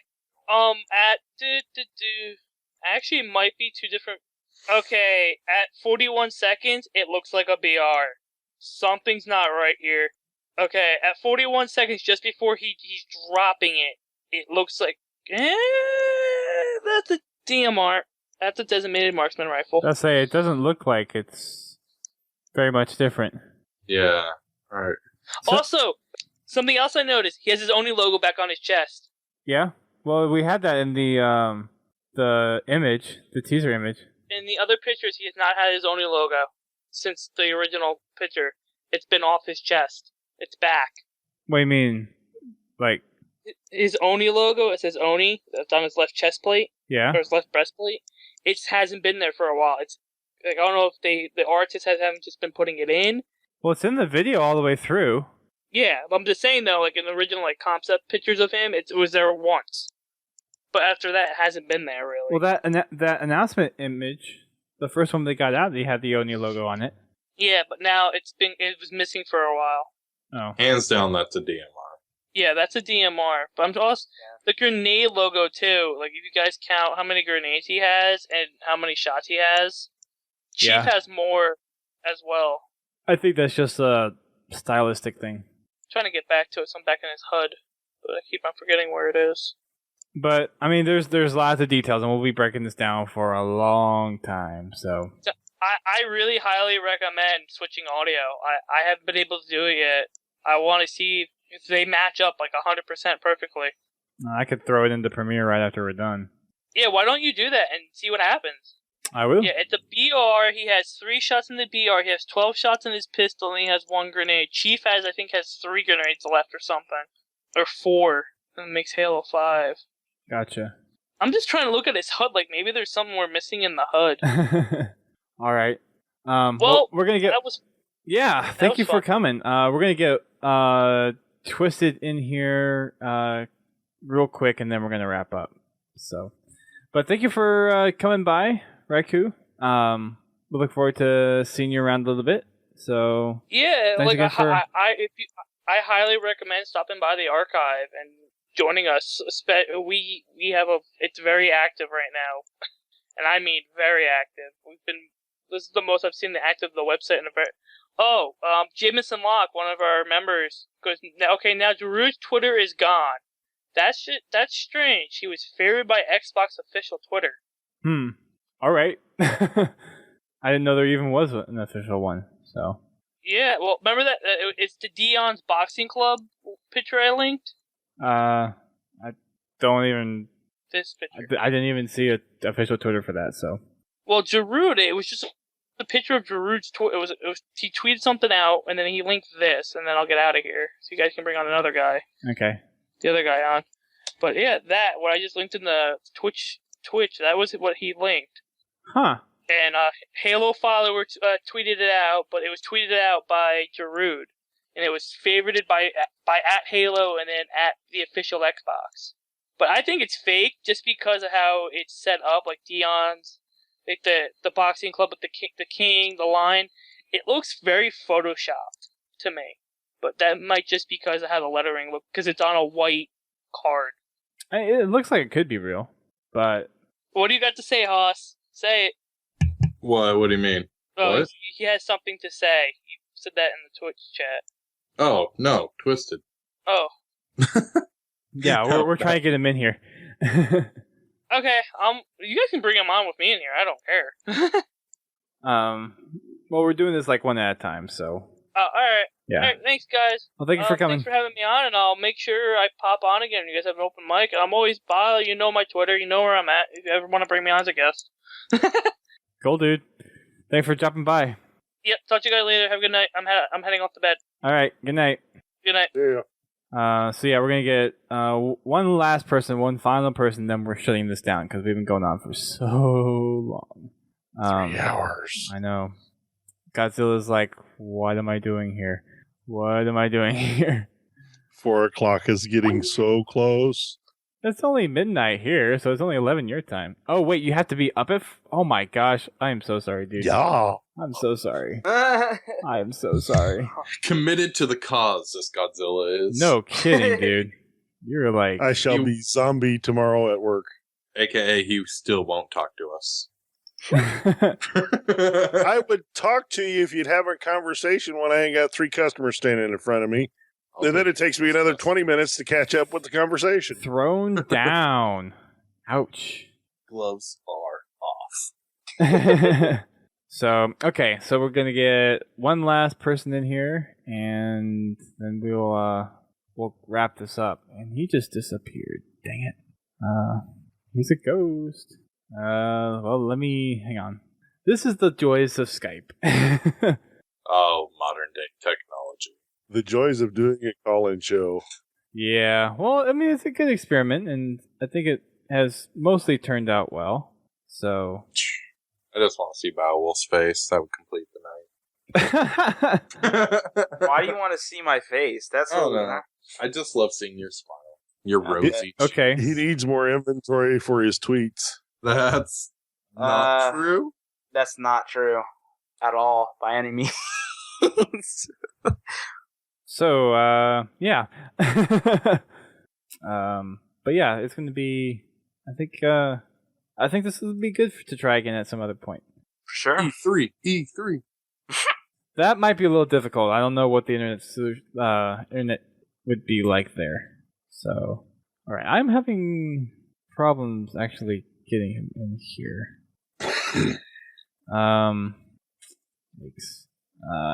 Shoot. Give me just a second, guys.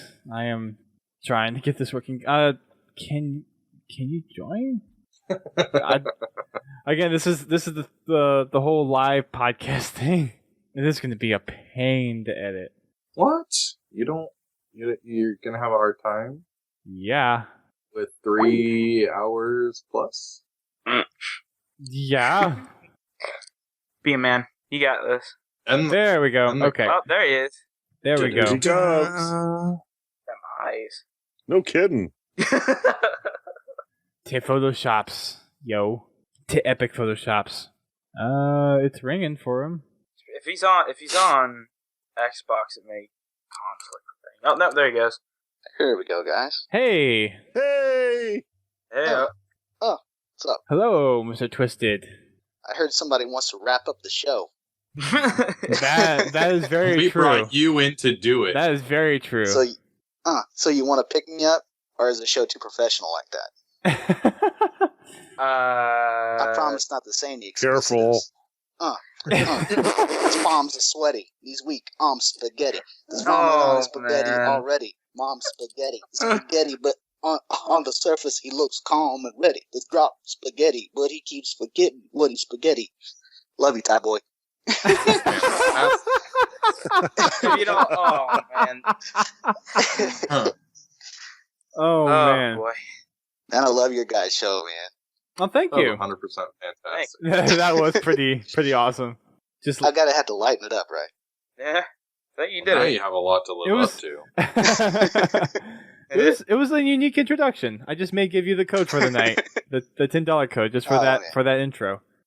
Oh my god, don't do that. Nah, Larry deserves that, man. That guy knows his stuff. That he does. That he does. Yep. Oh man. So much spaghetti on Twitter right now. So much spaghetti. I've been seeing all those images. I'm like, what the hell is going on in here? I give Ty Boy a hard time about being a sweaty kid all the time. So I figured, well, I was gonna say, hey, mom's spaghetti. Fair enough. Palms are sweaty. So did you have anything you wanted to comment on or ask? Yeah, I was going to throw this out there. Hopefully you guys haven't covered it already, because on a 3-hour show, I love being in the call here. Man, I'm glad I was able to be part of it. I don't know what you guys have covered here or not, so hopefully you haven't already gone past this. But I wanted to throw something out there. I've noticed some people talking about it in the community, a little bit of Reddit, a little bit of friend talk, a little bit of Twitter. So you've got Locke. So you got Chief. Almost like an alternate personality type thing that they've kind of thrown back and forth a few times. Right. If you guys remember back, and this kind of shows my age, so hopefully, Godzilla Todd, you got my back on this, dude. Hey, you leave me out of it. Come on, man. Young guy. Help me out, dude. Help me out, right? Maybe you remember a movie. It was Brad Pitt and Edward Norton. Yeah. Oh wow. Mom spaghetti. All right. What's the number one rule? That's right. There you go. Once the important thing, the number one rule that you do, we do not talk about what? I don't know. You never talk about Fight Club. You Never just talk talked about Fight Club. What's wrong with you? Oh no. Yeah. So I'm kind of drawing this conclusion, right? And I hope that this isn't the case, but with the way that they've been playing these trailers, like, back to back like that, the flip personality profile, I don't know. I'm just speculating here, but I hope that they're not trying to draw something into this where it's going to be like some weird, alternate personality. At the end of the show, you get done, you're watching it and you're like, oh my gosh, there hasn't been 2 protagonists the whole time. There's only been 1. Oh.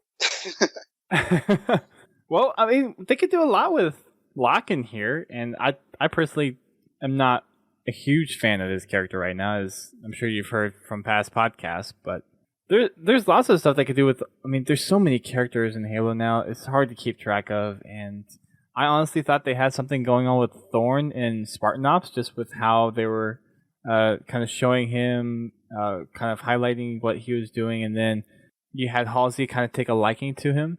So it seemed like they were almost gearing Thorn up to be kind of the successor to Chief in the grand scheme of Halo, but that's obviously not the case right now. That marriage, though. Oh. Do what? I don't know.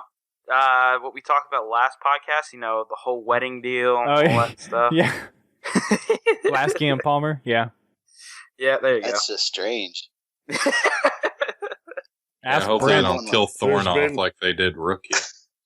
Oh God! Spoiler man, alert! my Holy favorite sniper. This makes me so sad. Ouch. I But put a disclaimer at the beginning of the show.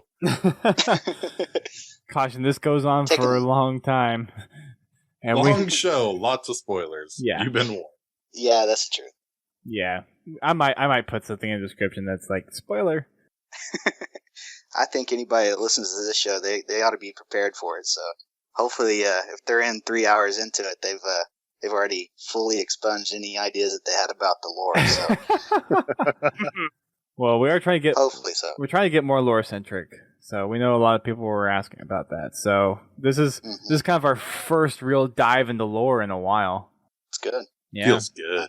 yeah. I like it. Besides feeling kind of lost, but that's just me. I've played Halos. Unless you're Grim Brother 1, you're always going to feel lost in the Halo lore. There's just that much stuff. Man. There's just so much. Oh man. So much to keep track of. If I can get some audio cast of the actual books, that'd probably be okay. Because There's audiobooks. It's tough reading some of them. Yeah, I made it through the first 3. But I mean, it's past that, man. I started becoming a father and started getting busy with work. I'm like, I don't have time to do this. I have to either play a game or sleep or read a book. Yeah. I'm not about to sleep. So, Save that for when you're dead. all right. I mean, The come on. drive to work and the drive home. Oh, right, of course. Now, for me, that whenever I do the drive to work and from home, usually recording for you guys, so making dashboard moments and stuff. So Gotcha. that's what I do. Very nice. Well, do you have anything else to hit up on, or? Really, I think we're pretty good. I just looking forward to seeing what next week brings, and I like the fact that it seems like they are kind of tying it in where each side of the bullet gets a separate story, and if that's the case, man, I can't wait until that last side of the bullet with Traitor, man. I want to know what that's about. Might have to wait for the game to get the answer to that one. hmm I don't know. I've played the game since CE, man, and I'm so bought in on Chief. I mean, he's like the second coming, I know that's bad, but it's just the truth. It's Chief, man. No way. You can't do this. And whenever they first started painting this image, I'm like, 343, what are you doing? I was all uneasy. I was like, oh no. But I'm kind of liking that dark way that they're kind of going right now. It seems like as a true Halo fan, someone that's been in there for so long, it's nice to see that there's maybe a little bit more grit on the backside of the Chief than what we know. Yeah, for sure, man. I mean, we're getting that darker side. Like, when we seen that trailer at the very end, I'm like, all right, holy crap. Like, he was ready to pull the trigger and end it, dude. He wasn't messing around. Mm-hmm. Yeah, you could almost feel a little bit of, what's the word that's appropriate, especially? There's anger, there's frustration in his voice. Like, you, Locke, it's your moment. This is you. This bullet is for you, You could feel it from him. And I've never seen the Chief act like that before, so I'm so glad that they gave us that monologue like that. I was like, oh yeah, this is awesome. And just let him kind of carry on a little bit. Extremely good. Can't wait until next week. Sure. Cool. Well, thank you for dropping by. Hey guys, thank you for having me. Yep. So I think that's going to wrap it up for us tonight. We got a lot of stuff talked about. I think we kind of went through as much as we possibly could in 3 hours. So for those who managed to stick all the way through it, thank you so much for sticking it to the end. Really appreciate you guys sticking out there with us and diving into this. And we'll be diving into a lot more. We'll be having a segment, I'm sure, weekly on our podcast to talk about the next installment of the Hunt the Truth podcast. So definitely stay tuned for all that. Definitely stay tuned for all of the crazy theories and whatnot. And I have a feeling that when we get towards E3, once we have all the podcasts for the Hunt the Truth out there, we'll probably have another open mic thing if we decide to go that route. But I think this was a lot of fun. What do you guys think? Oh, it was a blast. It was good. Good stuff. I get to talk a lot more about Halo, and I don't need to shut my mouth in a particular time. So yeah, this has been really good. Fair enough. So for everyone listening to us on download. You can listen to us live on Thursdays. You can join us like this on Thursday nights. We don't normally do open mics. This is the first time we did it, and we're kind of experimenting with something new to kind of get some community involvement.